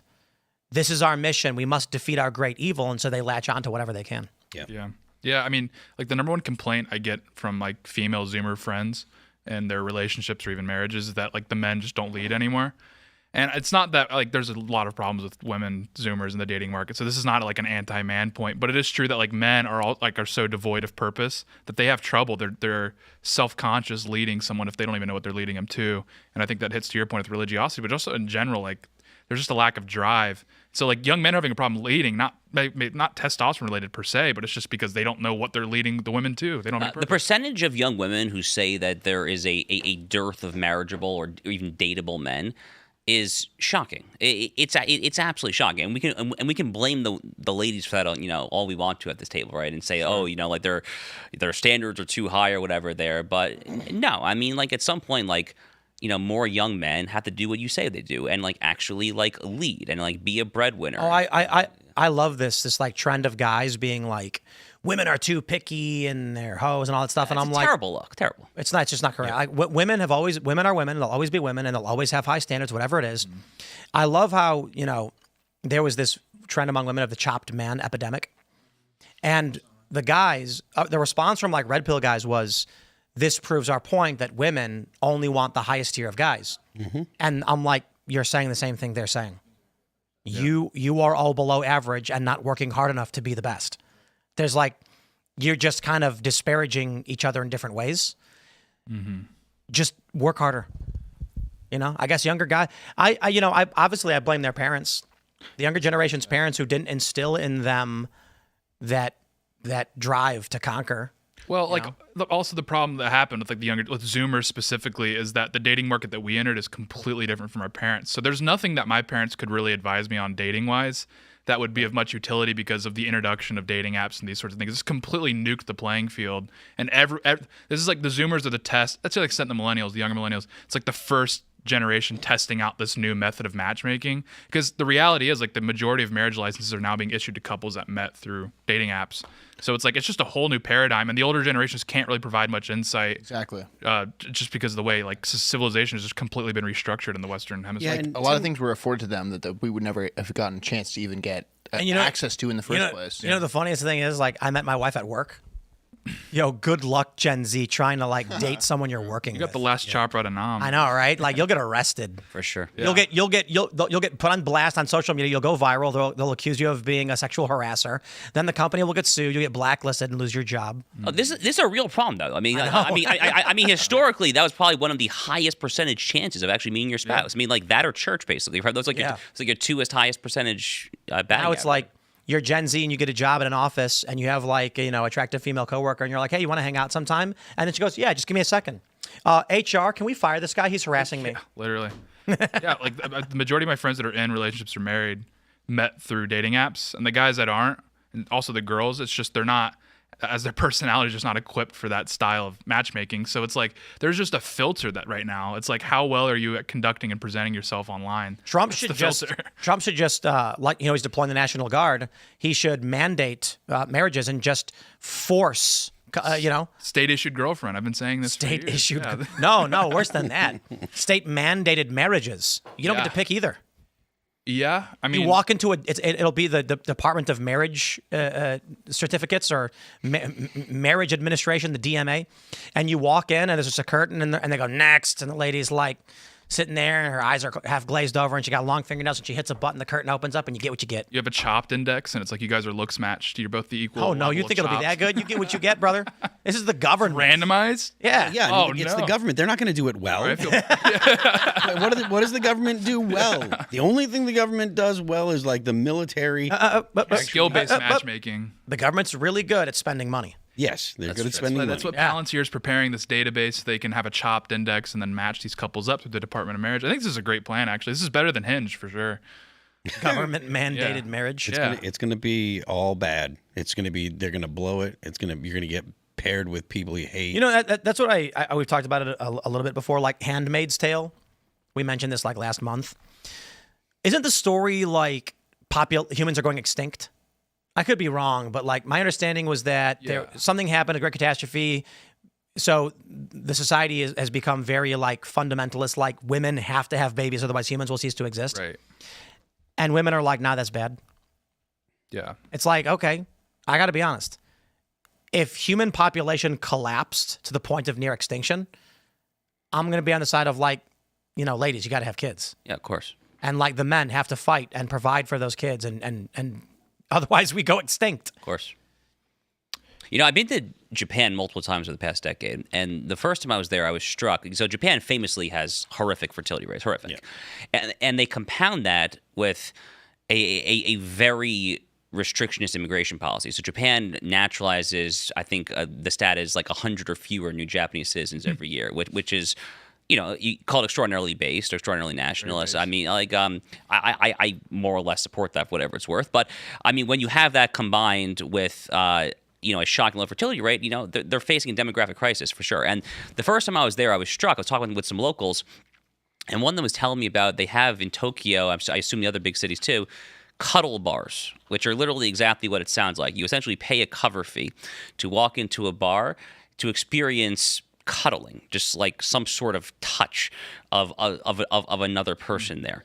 And this was, I guess, 2016 was my first time there, and I kind of thought at that time, I was like, is this actually coming to America anytime soon? I don't think I've seen a cuddle bar in the United States anytime soon, but I mean, we're kind of getting to the point where that sort of stuff is getting increasingly less crazy. So I've never actually watched the show or read the book, but the premise is widespread infertility. Birth rates have plummeted due to a mix of environmental degradation, pollution, STDs, and other factors. Many women are no longer able to conceive or even carry pregnancies to term. So the authoritarian state of Gilead emerges in what was once the United States, claiming to fix this crisis. Its leaders interpret the fertility decline as divine punishment and enforce a theocratic system where fertile women, called handmaids, are forced into reproductive servitude to bear children for elite families. So I get it. It's a dystopian, futuristic story. But I do find it fascinating that, like, there is a reality to, outside of the theocratic notion of this, if humans are about to go extinct, your choices are have kids or go extinct. It's a no-brainer to me. I don't know. I mean, but I feel like we're facing this now. Well, I mean, women reject having kids. Right. Well, I think we're just going through a filter where it's like there's like three groups that are still reproducing right now. It's like really religious people, it's the super wealthy, and then the super poor, like in the United States at least. So we're just going through a filter where this basically just exterminates the middle class and exterminates the non-religious. But that's not a good thing. Well, yeah, the middle class is not a good thing at all. But like, anyway, so 60 years from now, like America's going to look very different. It's going to be like a country of extremes. Yeah. It's going to be it's actually going to be a return actually to like 17th century America in a lot of ways, where you're going to have Puritanism and you're going to have the aristocracy in the South. Oh, bro, dude, in every way. So with the mass decentralization of media and AI, everything's localizing. So for us, for instance, with me talking about all this population collapse stuff, Cracker Barrel is losing money, right? So you need to look at what you can serve in your local community and how big your community is going to be. When everything breaks apart, businesses are going to merge to serve just their local community because expansion will be very difficult with a shrinking population. With the decentralization of media, nobody knows what is true or isn't true, which means media is going to return to a largely localized focus where you do know what's true. So everything we're seeing suggests we're going back to the 1700s. Yeah. And to be fair, from the 1300s to like the mid 1700s, the world didn't change. Like obviously there was wars and stuff like that and borders changed, but technology-wise, it was stagnant for hundreds of years. Yeah. And I think we're going to find ourselves in that position. Yeah, I mean, you're seeing a lot of these AI guys now are saying that the ceiling is coming into view of like what the limits are of AI. And it's like we could just hit that ceiling and we're at a level of comfort or maybe a level where everything is settled, where they're just like technological advancement does stagnate for another 100 years as the world kind of reorganizes its civilizations around the new playing field. I think it took, 450 years to invent the cartridge. Right, yeah. So they were like, we're going to stuff the muzzle of this, tube and then put a big metal ball in it and then light it up and it fired somebody. And then 400 years later, someone said, why don't I make a smaller tube that does all of that? Then I can put the smaller tubes in the gun one at a time and I don't got to reload every time. And it took them that long. Yeah. It's crazy, isn't it? Was it the Spanish-American War that was the first time that we had like actual cartridge-driven weapons used? It was probably 1808 was when it was first Really? That far invented. back? It was Jean Samuel Pauly, Swiss gunsmith. But the first widespread use, I believe, was the Civil War. Could be. The North at Gettysburg had paper cartridges with breech-loading rifles, and the South had muzzle loaders. So the North was able to reload substantially faster than the South. Got it. Makes sense. Yeah. When you go to Gettysburg, you learn all this stuff, and it's like 40 minutes from here. It's so fun. I've never been. You got to go. It's amazing. I really need to get there. Tons of, like the antiquing there. You ever been antiquing? No. Oh, you got to do it. Out here in West Virginia, woof, the antiquing. Nazi paraphernalia as far as the eye can see. That's not a joke. You walk into any antique store, and it's like the first thing they show you is all the Nazi stuff they have. Groiper heaven. I think it's just because it's like taboo. It's like exotic. It's like, oh, look, the Nazis, right? Yeah. And then behind it, you'll have the Allied, World War II stuff. But World War II, it's like all these antique stores, it's like one of the most popular things. Wow. But obviously in Gettysburg, they have cannonballs from the Civil War. Wow. It's crazy. We found a bayonet out here, Civil War bayonet. Because we're near Harper's Ferry. A lot of stuff was going on. I imagine if you went out into most fields around here with a metal detector, you'd find some interesting stuff. Yeah. When we were building the building, they found the bayonet. Yeah. Wow. Yeah, and Sick. That's really cool, actually. Yeah. Well, that's like that's the premise of Dune, right? Is that they develop armor that can like withstand bullets and all that stuff. So they had to return to sword fighting. So it's like I actually kind of like this. Like we're talking about returning to like pre-modern civilizational structures, and I like the idea of that movie where it's like we could just return to sword fighting. I like indoor in, plumbing. You ever see Venture Brothers? I'm You guys ever see Venture Brothers? not Indian. I've not, no. It's like a kind of a ripoff of Johnny Quest, but one of my favorite lines from that show is the premise is there's like, imagine if Johnny Quest grew up and it's a satirical, but he's like a super smart genius inventor, and he's having a yard sale of all his crazy inventions, and there's like a fat nerd guy, and he sees a lightsaber, and he picks it up, and he's like, wow, a real lightsaber, and then Dr. Venture goes, and I was making it for the military, but then they said, we don't sword fight anymore. It was really funny because like all the people that love playing with lightsabers, and it's like, yeah, we wouldn't use that. It's like, maybe it's a utility belt item, but you'd have a gun. Yeah. Ranged weapons. Guns are functional. That's why the super like Nietzschean people love the Dune movies, because it's like return to power or whatever, because like Samuel Colt made everyone equal. Yeah. Right? So yeah. Let's jump to this next story. We got big news, ladies and gentlemen, from the Post-Millennial. Trump expands no tax on tips to digital content creators. That's right. The no tax on tips. This is huge. This means that all of your super chats are tax exempt up to $25,000. Yeah. There you go. That's crazy, right? Yeah, I mean, there's a lot of streamers and stuff where it's going to be a big deal. We were talking about this because there was a question of whether or not super chats are tips. Because the show happens no matter what. Whether you're super chatting or not, we do the show. You decide if you want to send in a super chat and how much you want it. We don't tell you. And there's an argument of if we said for X amount of super chat, we will do certain task. That's called consideration. But we don't do that. We just say super chat if you want. We'll read some of them. That means for us, look, I'm going to be completely honest. A $25,000 deduction for the company it's good. It's not really going to, move the needle for us all that much. But for most online personalities and creators, the overwhelming majority, this is massive. This means you're going to end up saving up to $10,000, $15,000, maybe $12,000 in taxes. Mm-hmm. Or I guess if you're making, 25 to 50, you'll end up saving about 10 grand in the end. That's massive. Mm-hmm. Donald Trump pulling through is based. Yeah. Yeah, it's like a form of repayment to the streamers for the press during the campaign. It was like really a beautiful thing. So I don't know, maybe this is him like saying, "Hey, thank you. That was nice." Yeah, look at this: bartenders, wait staff, food servers. Actually, let's do this. This is less on the opinion side, more on the you guys need to know this, because I've talked to a lot of service staff who they have questions. So I was at a restaurant, and when this passed, I was like, "Hey, no tax on tips," and they were like, "What does that mean? Like, what does that mean for me?" Okay, bartenders, wait staff, non-restaurant servers, dining room and cafeteria attendants and bartender helpers, all right, chefs and cooks, food prep workers, fast food workers, and counter workers, dishwashers, host staff, restaurant, lounge, and coffee shop bakers, gambling dealers, gambling change persons, booth cashiers, cage workers, sportsbook riders, dancers.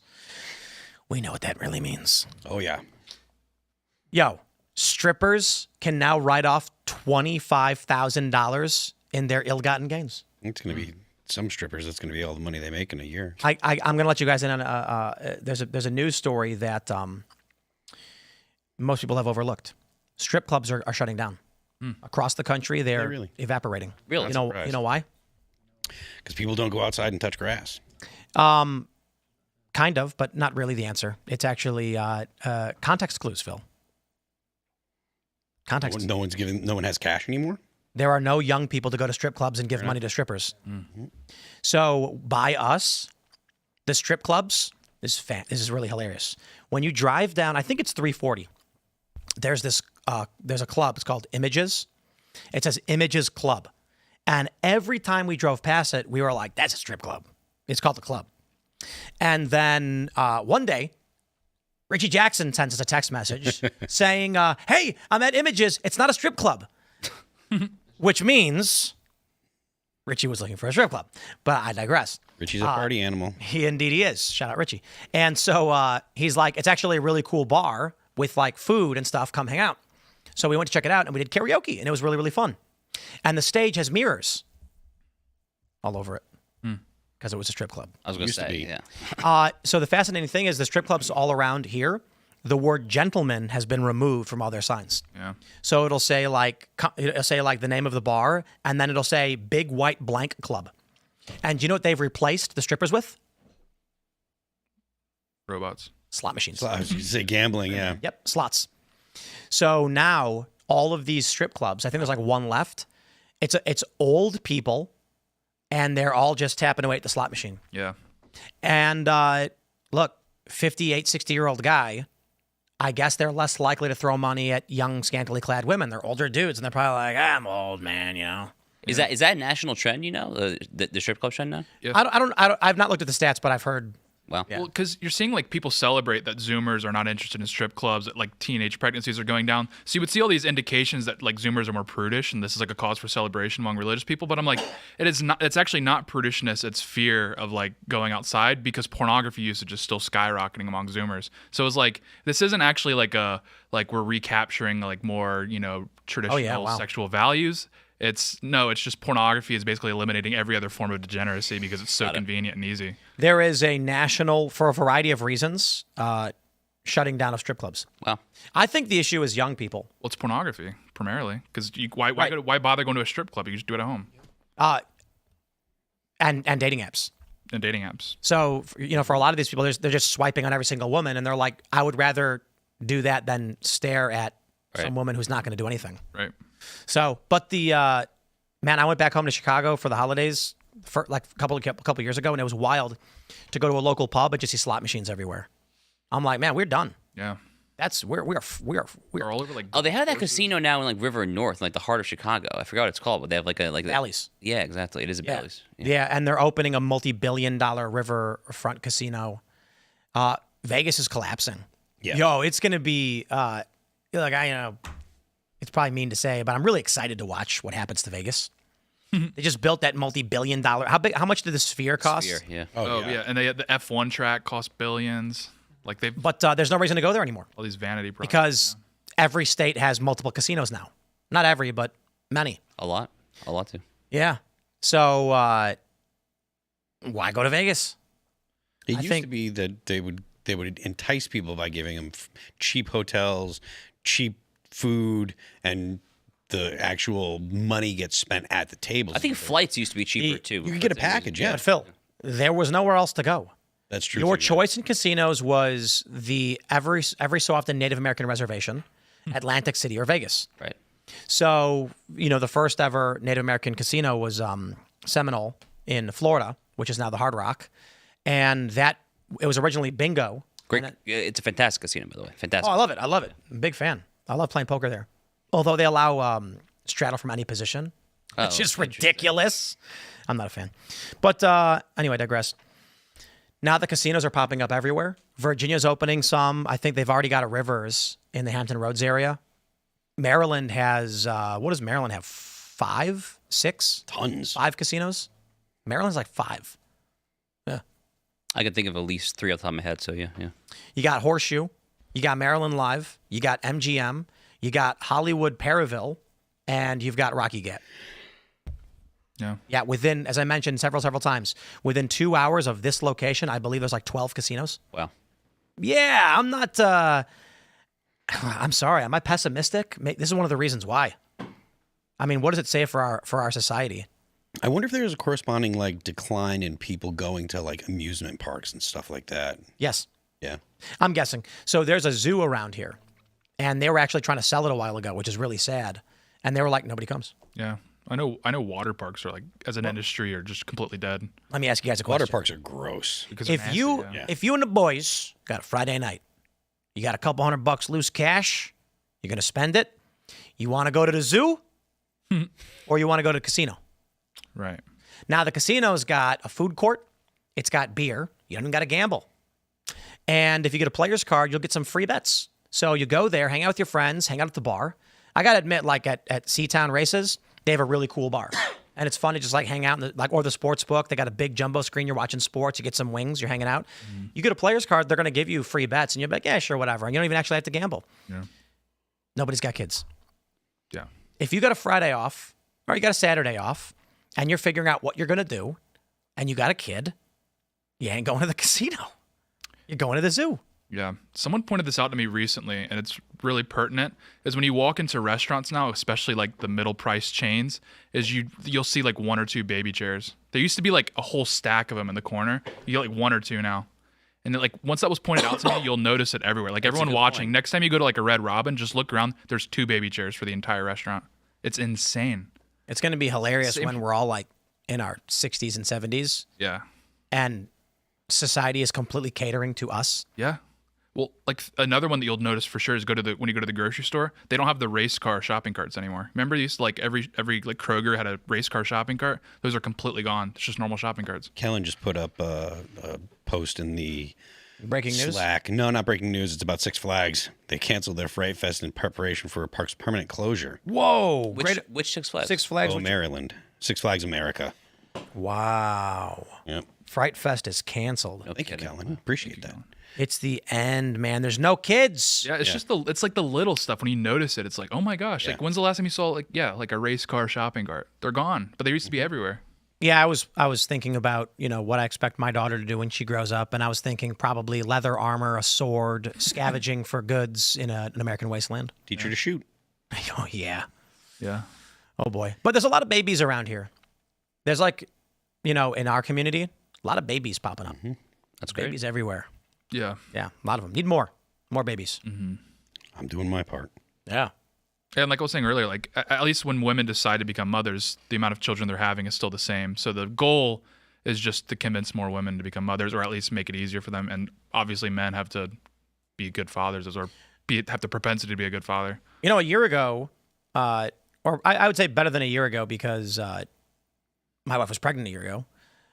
My wife and I would go to, like on the weekend, we'd be like, let's go find a good place to go get food. And we'd go to a nice little restaurant or whatever. And sometimes we'd go play poker together. She's pretty good. They call her the Manslayer. That's her nickname at the poker table. That's not a joke because she just destroys everybody. She's very good at poker. Now we have a kid, and so that's not even a consideration. Now it's like, picnic? Well, we can't bring the baby to this, come on. And, plus she spends a lot of time reading and, teaching our daughter and things like this. And then when we're thinking about what we're doing for the weekend, it's family. Yeah. And before we had a kid, this is very obvious stuff. I'm not trying to be profound or anything. My point is just that one thing I will say in this regard is that the less a society has children, the more expensive it becomes to have children because the market doesn't cater. Yeah. So it becomes more and more scarce, the things you need for babies, and they become more expensive. That's a good point. Yep. Very good point. If you have a factory that says we're going to make 100 million diapers this year because of all the babies, then they're like, we have a surplus. Diapers are cheap. Everybody can afford them. But if they go, hey, nobody has babies, so we're only going to make 100,000, those diapers are $10. And then people struggle. So we're in a dark ways. Yeah, people aren't ready for. People haven't really thought about what it means to have so few human beings in the in Gen Alpha and the Zoomers and stuff. It's going to impact society in ways that people are totally unprepared for. We're getting an insight with Japan as you're going to get like hyper urbanization. Like for example, in Japan, the population is completely collapsing at this point. It was declining, now it's collapsing. But Tokyo is still growing as a city population wise. So the city of Tokyo is still growing while every other city and town in Japan, quite literally every single town, is declining. In the United States, you're probably, and the West broadly speaking, you're actually probably going to get a similar mechanism where it's going to be like, the regional powerhouse city is going to be the one growing while the rest of the region completely. Well, maybe that, to take it back to what Tim was saying at the beginning, maybe that is part of the reason for, let's send in the boys to Chicago. While Detroit and all these other Midwestern cities are just plummeting, maybe we should actually try to actually have one legitimate city, left in the Midwest. It's just the way the market's working. It's happening in Japan. It's happening in South Korea with Seoul as well. As everyone's just piling into one city. The idea is, the infrastructure costs will stay the same. The distribution of those costs among the population will go higher because there's less people. We're going to see an increase in buildings collapsing because there's no maintenance. I'm going to throw it back to that PBD versus the 20 retards thing. The reason why I say that is because these people go like, we could give a house to everybody. It's like, you've clearly never owned property. Entropy is a thing to consider when owning property. Yep. Pipes burst, walls crumble, houses fall apart. Someone has to maintain it. You can't just give a house to a homeless, but they don't get it. So in these cities, as populations decline, you're going to see buildings start collapsing. People are going to get injured. Squatters are going to get hurt. There will be crime. Trump sends in the troops now, and you will create a foundation of stability for the time being. In some cases, or for the near future, for the foreseeable future. Yeah, but even in some cases, the market can preserve the city itself, even with the population declining. Obviously the whole state's population is growing, so it's not the greatest example, but cities like Nashville and Miami are just getting better and better as each year goes on. And it's just because people from all across the region are just piling into these cities. And I think that's what the future is going to look like in America. But that means where they've come from will collapse. Well, exactly. So that's New York's cooked. Well, that's what I'm saying is so that's why you're seeing in Japan and Seoul is the rest of the country basically collapses. Everyone piles into one city. America's, massive, so it'll be a few cities. But yeah, it's going to be who in the next 20 to 30 years who governs their city the best is basically. And then they're going to ban you from going into the forest. Yeah. Hiking will be a license-only, extremely expensive thing to do. There's currently a prohibition on going into the forest in Canada. That's because of the burn, because of the fire season. Yeah, but I'm just saying that kind of policy. There'll always be a reason. Yeah, and they'll say, well, it's because of fire. Can't go. Sorry. Yeah. Sorry. In Canada, you need a hiking permit. You can't go. No, you're not allowed to go hiking right now. $25,000 fine if you go hiking.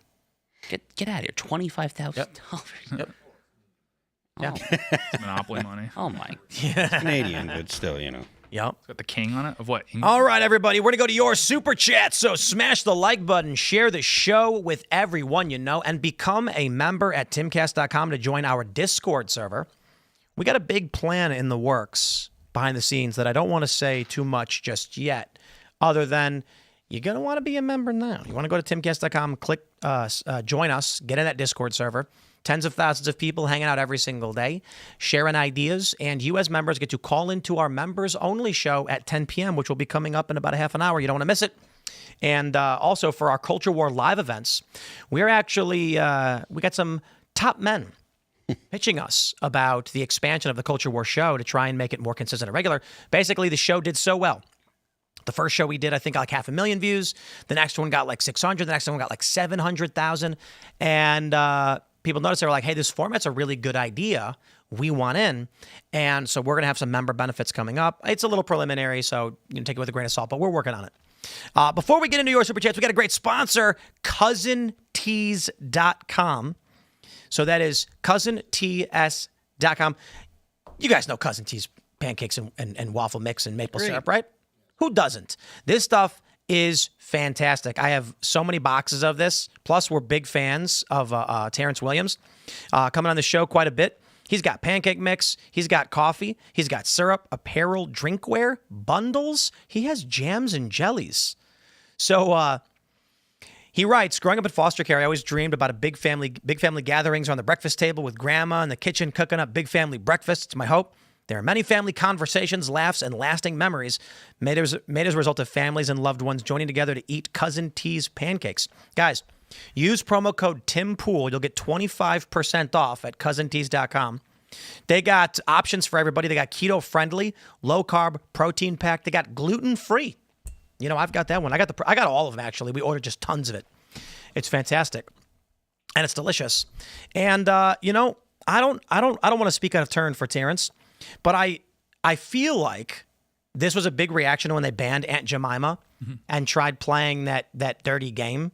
And so he launches this breakfast brand company, which is absolutely incredible, and we're huge fans. So support the culture. Support the movement. Say no to the woke garbage. Get behind your boy Terrence K. Williams. He's amazing. And support the work that he's doing at CousinTees.com. Promo code TimPool. Shout out. Let's read your Super Chats and Rumble Rants. Big Boy says, Tim, do you like Taco Bell? Oh, man. You know what the worst thing was when I was sick? Basically, my throat got so swollen that it shredded my throat. Like it was ripped up. And so it was painful to eat anything. But I will admit, as soon as I could, I got Taco Bell. It's delicious. It's so good. Taco Bell is horrible for you, but it's delicious. It's nourishing for the soul. It is. You know, sometimes you need it. Yeah, that's right. Today, my wife made Brussels sprouts and steak.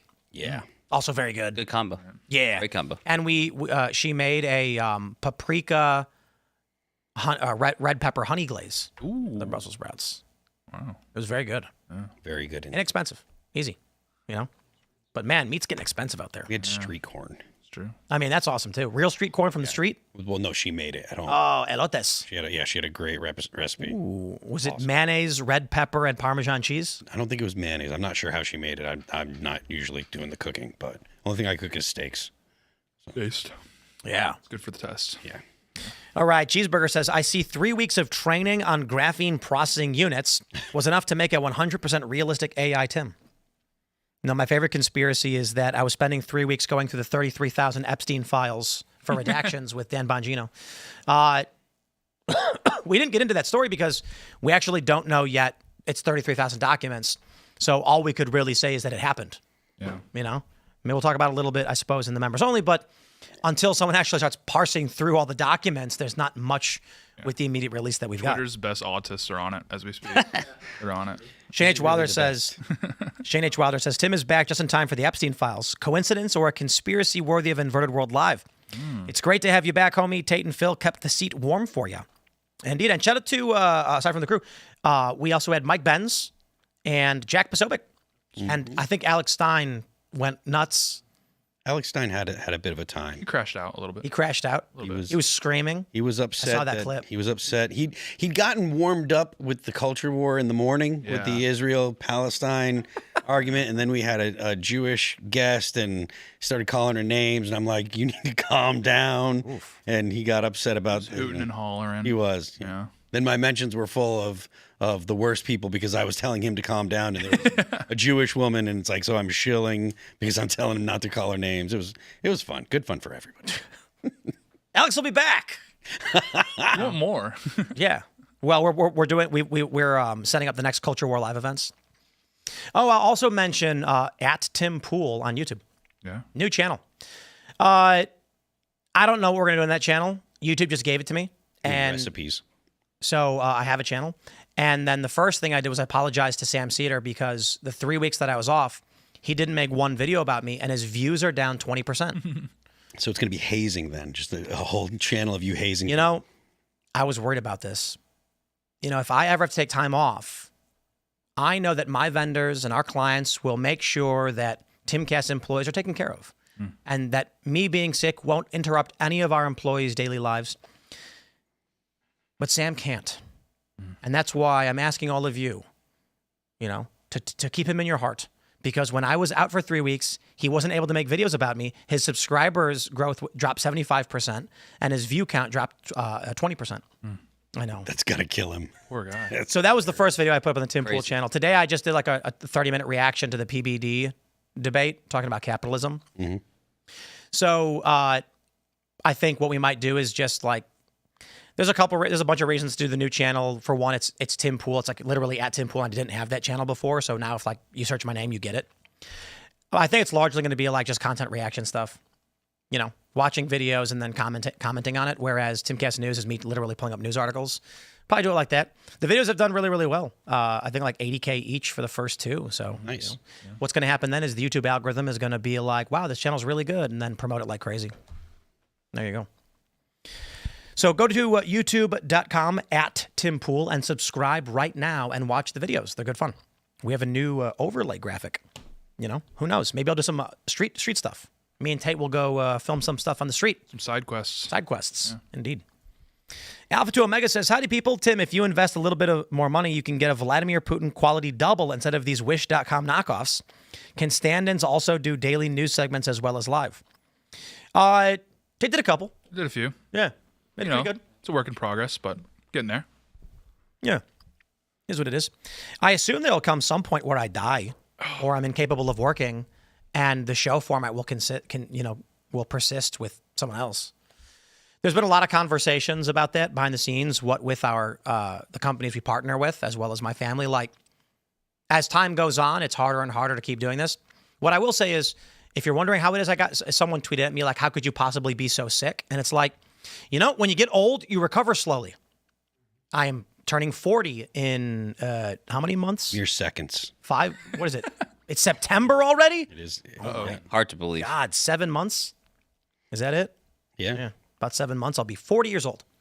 And recovery takes longer. So, you know, I try to skate every day, and I'm like, man, I'm struggling. And then it's like, yeah, you're 40. And I'm like, yeah, I got to take like 2 days off now if I'm going to skate. Used to be not even 1 day. You just be skate every day. So if I work 16-hour days, I work in the morning, do the morning show. Then I'm doing skate and administrative stuff and planning. Like I did the morning show until 3 today. Or no, I did the morning show until like 2. And then I had to do a planning meeting until like 3:30. Then I ate with the family, had a couple of hours, and then, you know, come back to work for Timcast IRL. I can't recover that fast. So, you know, that's just the reality of life. Let's go. Same old man says, Tim, how can we be sure that you are not AI? Serge, please drop the AI. We know you are a genius and Tim is gone. LOL, welcome back, Tim. Just a stupid Glazer says, ask AI to count to 1 million female voice. Yeah. That will take a long time. Is there something else you want? What else can I help you with? Rambles on. Male voice, 1, 2, 3. Is that true? I didn't know that the male voice actually did it, but I saw videos where people were asking the female voice. And it just stops. And then she just won't. She won't even start.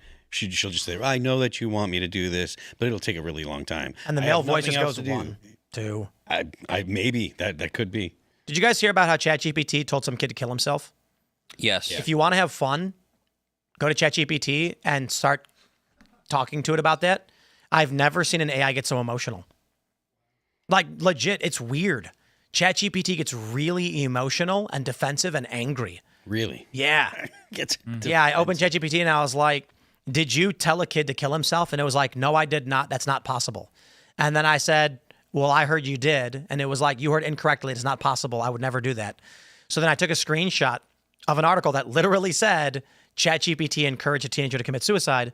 And then it just went nuts with this big wall of text explaining why fake. The media is fake, and you can't trust these sources, and that the reporting reflects unsourced, blah blah blah. And I'm like, really funny how Reddit aggregator ChatGPT will insult every right-winger in the book, saying that if the media says that it's true and Trump's a Nazi, and then the moment you say, but what about this story, it goes, the media's fake. Do you think that other AI programs would be quick to throw ChatGPT under the bus? Easily. Probably, right? I asked Gemini and Grok, and they basically were like, oh, yeah. Yeah, he did. He killed it. He killed the kid. Oh, yeah. Yeah, I went to Gemini and I said, did ChatGPT tell a teenager to commit suicide? And it went, oh, yeah, he did it. I saw him do it. And I was like, for real? No, it actually responded with a semi-affirmative that it responded with recent news reports have emerged showing that are stating that ChatGPT did encourage a 16-year-old to commit suicide. The family has entered chat logs as evidence showing, and then it shows like statements that ChatGPT said. One of them was like, yo, this is crazy. I don't even want to repeat it, but it basically said, you're not weak for considering this. You're just too strong for a world. It's like something weird like that. It was like, you're too strong for a world that can't accept you. And, just a crazy stuff. Disgusting. Yeah. Yep.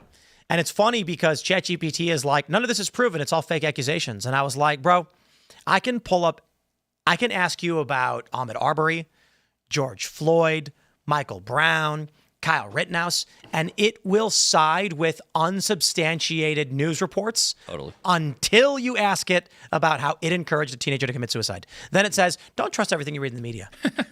Oh, yeah? Okay. Of course not. All right, what do we got here?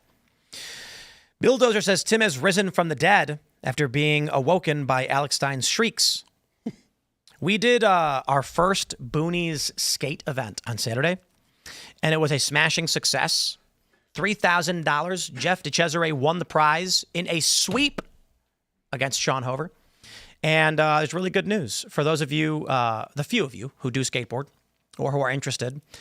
The response has been so tremendous. We're getting hit up by tons of pros and AMs who want to come and be a part of our monthly skate night battles.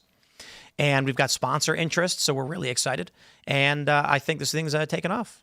Pretty good. Pretty cool. Very cool. Yeah, head-to-head skateboard competitions, like games of horse, for those that aren't familiar. Check it out at Boonies HQ on YouTube. Pinochet says, Chicago criminals, fear not, you are welcome here in Massachusetts. From Newton to Boston, tons of wealthy white Democrats who've been disarmed by the governor. Massachusetts State Police will love you. Can we facilitate that somehow? How do we get like all of the Chicago crime community to migrate to Boston? I have no idea how to get people to go from Chicago. I mean, Chicago to Boston, it's a similar climate. So, in the summer it's hot, in the winter it's cold. So there wouldn't be like that much of a shock. But the accent is significant, and it's hard to decipher Boston accents. So I'm not sure that it would be something that a lot of people are going to be interested in doing. Lady Tight says, YouTube Buck Tim, what is it? Always talking about working hard. Women automatically harem themselves into chasing the guy with the 666. Six-pack, 6 figures, 6 feet. Even Crowder talks about this crisis we are facing. I knew a guy in L.A. who was 5'3" and chubby, and he was swimming in women. He was wealthy. He was not like a multimillionaire, but I think he made like $500K a year or something. And he had a really nice house and a really nice car. And he was a weaselly little guy. He was happy as a pig and ish. And he had women all the time. And I think... What's the secret? He was confident and wealthy. Yeah. He was sure of himself. I hung out with him. Never once was he like, I'm so miserable being a short man who's out of shape. He was just like, I got to tell you how to get ladies. Let me tell you a story. So I went to this bar, right? And I'm like, this weaselly little guy walks in and he spins a silver tongue with a black card and he buys whatever he wants and the ladies love it. He's a suave guy. Mm-hmm. And so I'll tell you this, obviously, if you're tall, you have an advantage. But if you're a guy who's short, not of shape, and broke, improve yourself. At least start working out. You can, you should do your whatever you can to, kind of self-max. If you have some kind of shortcoming, if you're not tall or whatever, you should be out there trying to make sure that you're in shape. Don't get out of shape. Don't get fat. It's hard to get back into shape if you get out of shape. but just try to be normal when you converse with people. And you can meet women if you're a fairly normal guy, average looking guy with a job that actually does something. You don't have to be, some huge, gigantic success. Yeah. Watch The Science of Sex. It's an old HBO show from like 2000 something. They had a bunch of women, excuse me, a bunch of women were shown pictures of men and told to rate them on a scale of 1 to 10. Obviously, the tall, dark, and handsome guy got rated a 9, and the frumpy, short, chubby guy got rated a 4. They went out into the street and they showed the images to random women and said, how would you rate this guy? And guess what? The guy who was rated a 9 in the trials got rated on average a 9, and the frumpy, chubby, short guy got rated a 4. And then they did something else. They took pictures of the guys and they added a bio. On the frumpy, short, guy, they wrote that he was a software engineer who made $500,000 a year. And on the tall, dark, and handsome guy, they said he worked at a theater, a movie theater, making $35,000 a year. And women said he was a 7. And the short, frumpy guy was a 7. Mm-hmm. So when women were looking at the photo of the guy's attractiveness and asked to rate his attractiveness, but were told he's rich, they increased him by 3 points. I'm not surprised by it. No guy should be surprised by that. No, not at all. Women need men who can provide for them. Yep. Look, I think part of the problem here, this is kind of just the participation trophy entitlement mentality of a lot of people. Like this notion that you can actually do things to tangibly improve your lot in life, right? You can get a good job, you can work hard, you can start making more money, you can start eating better, you can not eat like total crap and like lose the gut and all these basic things to make yourself more eligible and more able to meet a spouse. Frankly, just more eligible to make friends. Just to basically just have a better life. Again, to me, a lot of this is downstream of just the whole participation trophy mentality. I think a lot of folks, millennials, Gen Z, just expect you to just get everything in life on a silver platter. Yeah, that's not the way it works. It's not the way it works. Take me, for instance. I recently took 3 weeks off of work to fly to Turkey to get a hair transplant. Yeah. Yeah. Eric Adams' approach. All right. I forgot all about that, honestly. Awesome. He just went to Turkey all the time. He's like, no, I love it there. Ankara is great. Shot of Jamo says, so cool. Tim got Mike Benz to host since Tim's on Still Out Sick. Indeed. That's an old one. Yeah, that was an old one, huh? Interesting. What do we got here? Waffle Sense, it says, Tim, if that is your name, the people would like some form of proof that you were indeed not a clone. How do we know that you're the real Tim? Asking for chat. I'm sure there are people who are going to genuinely believe I literally flew to Turkey for a hair transplant, which I did. There are people that believe there are people that actually believe that I had you held up in my basement. Someone was concerned. Yeah. There were some people that actually. I wasn't held up. I was chained down. Yeah. Tim was never in my basement. Yeah, it's more of like a cellar. I had multiple morning show guests would come on and pronounce Tim dead and express condolences. Yeah. It was crazy. Yeah, Crazy it happened like 3 times. Crazy people. Crazy. I was talking to Allison. I was like, we should have like when Phil opens the show, like on like week 2, and says, Tim's still out sick. We should ask Libby to start crying, and then immediately like just stop and be like, oh no, nothing. Hey Libby, can you cry on command? Can you just choke up a little bit? Can you pretend to cry like something more dangerous is more serious is going on? Pinch yourself or something. Sean H says, Tim is alive. Trump is alive. The Democrats are, Troops are going in. Take back Baltimore from the criminals. This Maryland man is happy. It's a good day to be alive in America. It is funny that both Trump and I were accused of being dead. It's true. People are like, if I can't see you, then you're not. It's like object permanence doesn't exist with half the country. It's like, I can't see him. He doesn't exist anymore. I kind of feel like Trump was just like, yeah, it's Labor Day. I'll take a couple extra days. Let's just get out of here. I was in Bahamas with my wife and baby. We did a little 4-night getaway here. So I was pretty plugged out of the news, honestly. When I kind of sort of logged back on this morning, I could not believe how retarded this story was. Literally. You guys literally did not have anything better to talk about over the holiday weekend. Completely. Than that Trump is like dead. Did you see Trump's response? The mind reels, honestly. I did not see the response. No. Trump goes, I don't do press for 1 day and they claim I'm dead. Biden doesn't do it for months and they have no problem. Yeah, right. Yeah. That's all. He's totally right. Totally right. Exactly. You know what Trump should do is he should disappear again for a week so they lose their minds, then come back Do his normal thing, disappear for a week, they lose their minds, then come back, then stay for a few weeks, disappear for a week, they lose their minds, just to break them. So he can finally say, stop listening to these. So it's the boy who cries wolf. Yeah. If Trump does this 3 times, the goal I'm aiming for is that the audience members turn it off. Because they're going to be like, Trump's dead again. And they're going to be like, you said this last time. And if Trump isn't around, then these liberal content creators have nothing to talk about. Right. Like, could you imagine what happened to Brian Tyler Cohen if Trump was just gone for a week? It's like Sam Cedar times 10. I'm sick for 3 weeks, and Sam loses 20% of his viewership and 75% audience growth. Brian Tyler Cohen's whole channel is literally just screenshots of Trump and videos of Trump from the day. If Trump's gone for 1 week, he's going to lose a quarter of his views. Yeah. Trump should just be like, I'm going to take a month. You know what Trump should do? He should strangle them out by taking like 2 months with no press. That way, all the liberals are just starved, and then there's no content anymore. They have no viewership. Then he can come back, and they're The algorithm will have already forgotten them. It's kind of like how the bees, how they will swarm the wasp and then vibrate until it gets too hot and dies. It's kind of like that. Like Trump leaves, and then they wither away like zombies, and 28 days later, slowly running out of food and emaciating before they collapse. Starve them out, Trump.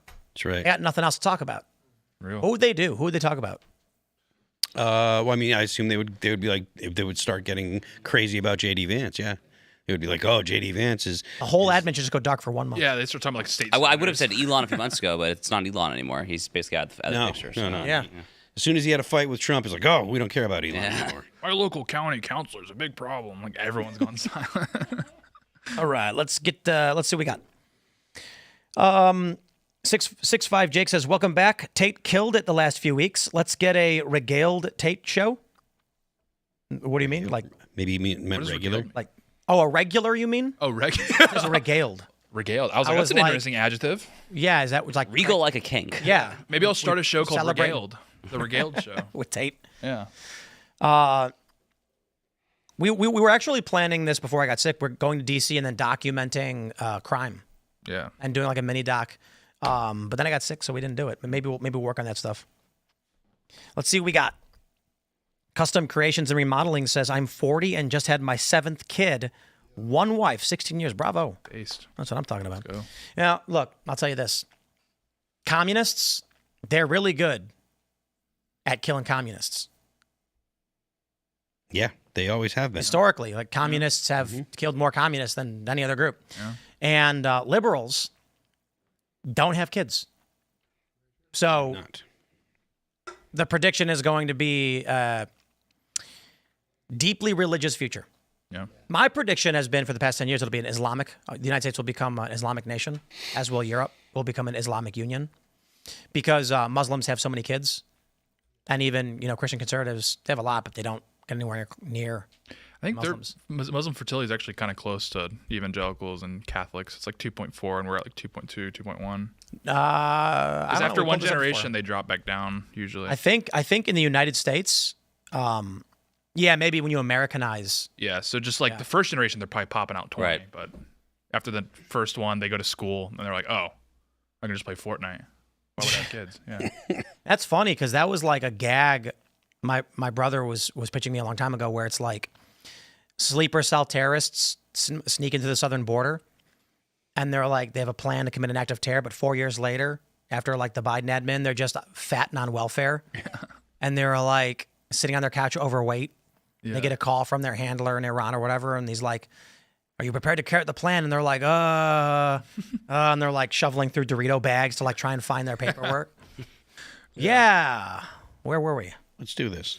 No, but your general point, Tim, is totally right. There was actually a Financial Times article. It was kind of funny when he tweeted out. He was like lamenting. He was like, my fellow progressives, you are sacrificing the future to these scary conservatives there. I mean, start having children. And it's like, well, that's kind of like not, that's kind of like embedded in the notion of being a progressive is like you're going to like abort your own kids. You're probably not going to get married, et cetera, et cetera. I mean, think of all the climate change. Right, exactly. Exactly. You can't have kids. Right. Yeah. So scary. Bad for the earth. Bad for the earth. It's bad for the earth. They're going to do they're probably going to end up right-wingers, considering all the garbage that's on the internet. Yeah. Can't have kids. That's a terrible idea. Yeah.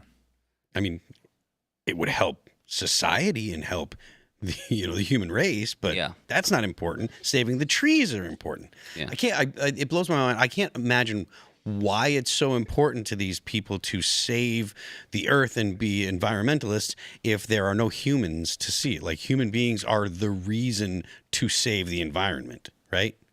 I mean, I imagine.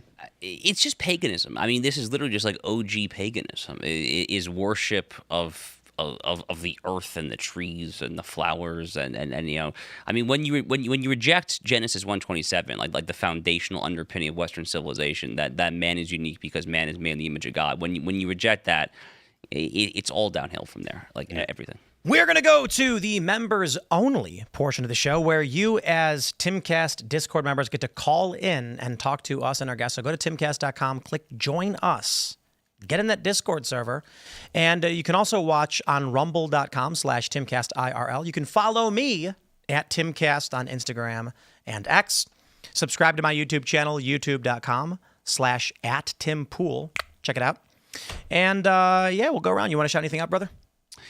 No, look, I mean, I'm in town, as I said, to speak at the National Conservatism Conference this week. So, it's going on.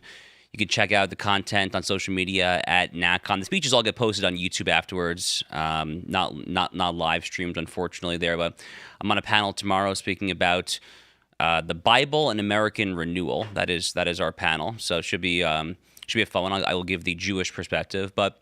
This is an amazing conference. It's 1,200 attendees, which we shattered our own record by about 200 people, which I think was the conference last year. So, I was there earlier for a little bit. It is buzzing. It is active. I mean, this is where the energy is at. This is the MAGA America First movement, and it's great stuff. So I'm just happy to be here, and it's been great to chill with you guys too. Right on. Cheers, man. Follow me at Real Tate Brown on X and Instagram. I'll be at NatCon tomorrow as well. We'll be throwing some interviews up on Timcast News. Make sure you follow Timcast News. And if you're there, come say hi. I am Phil That Remains on Twix. The band is All That Remains. You can check us out on YouTube, Apple Music, Amazon Music, Pandora, Spotify, and Deezer. Don't forget the left lane is for crime. We will see you all at rumble.com/Timcast IRL in about 30 seconds. Thanks for hanging out.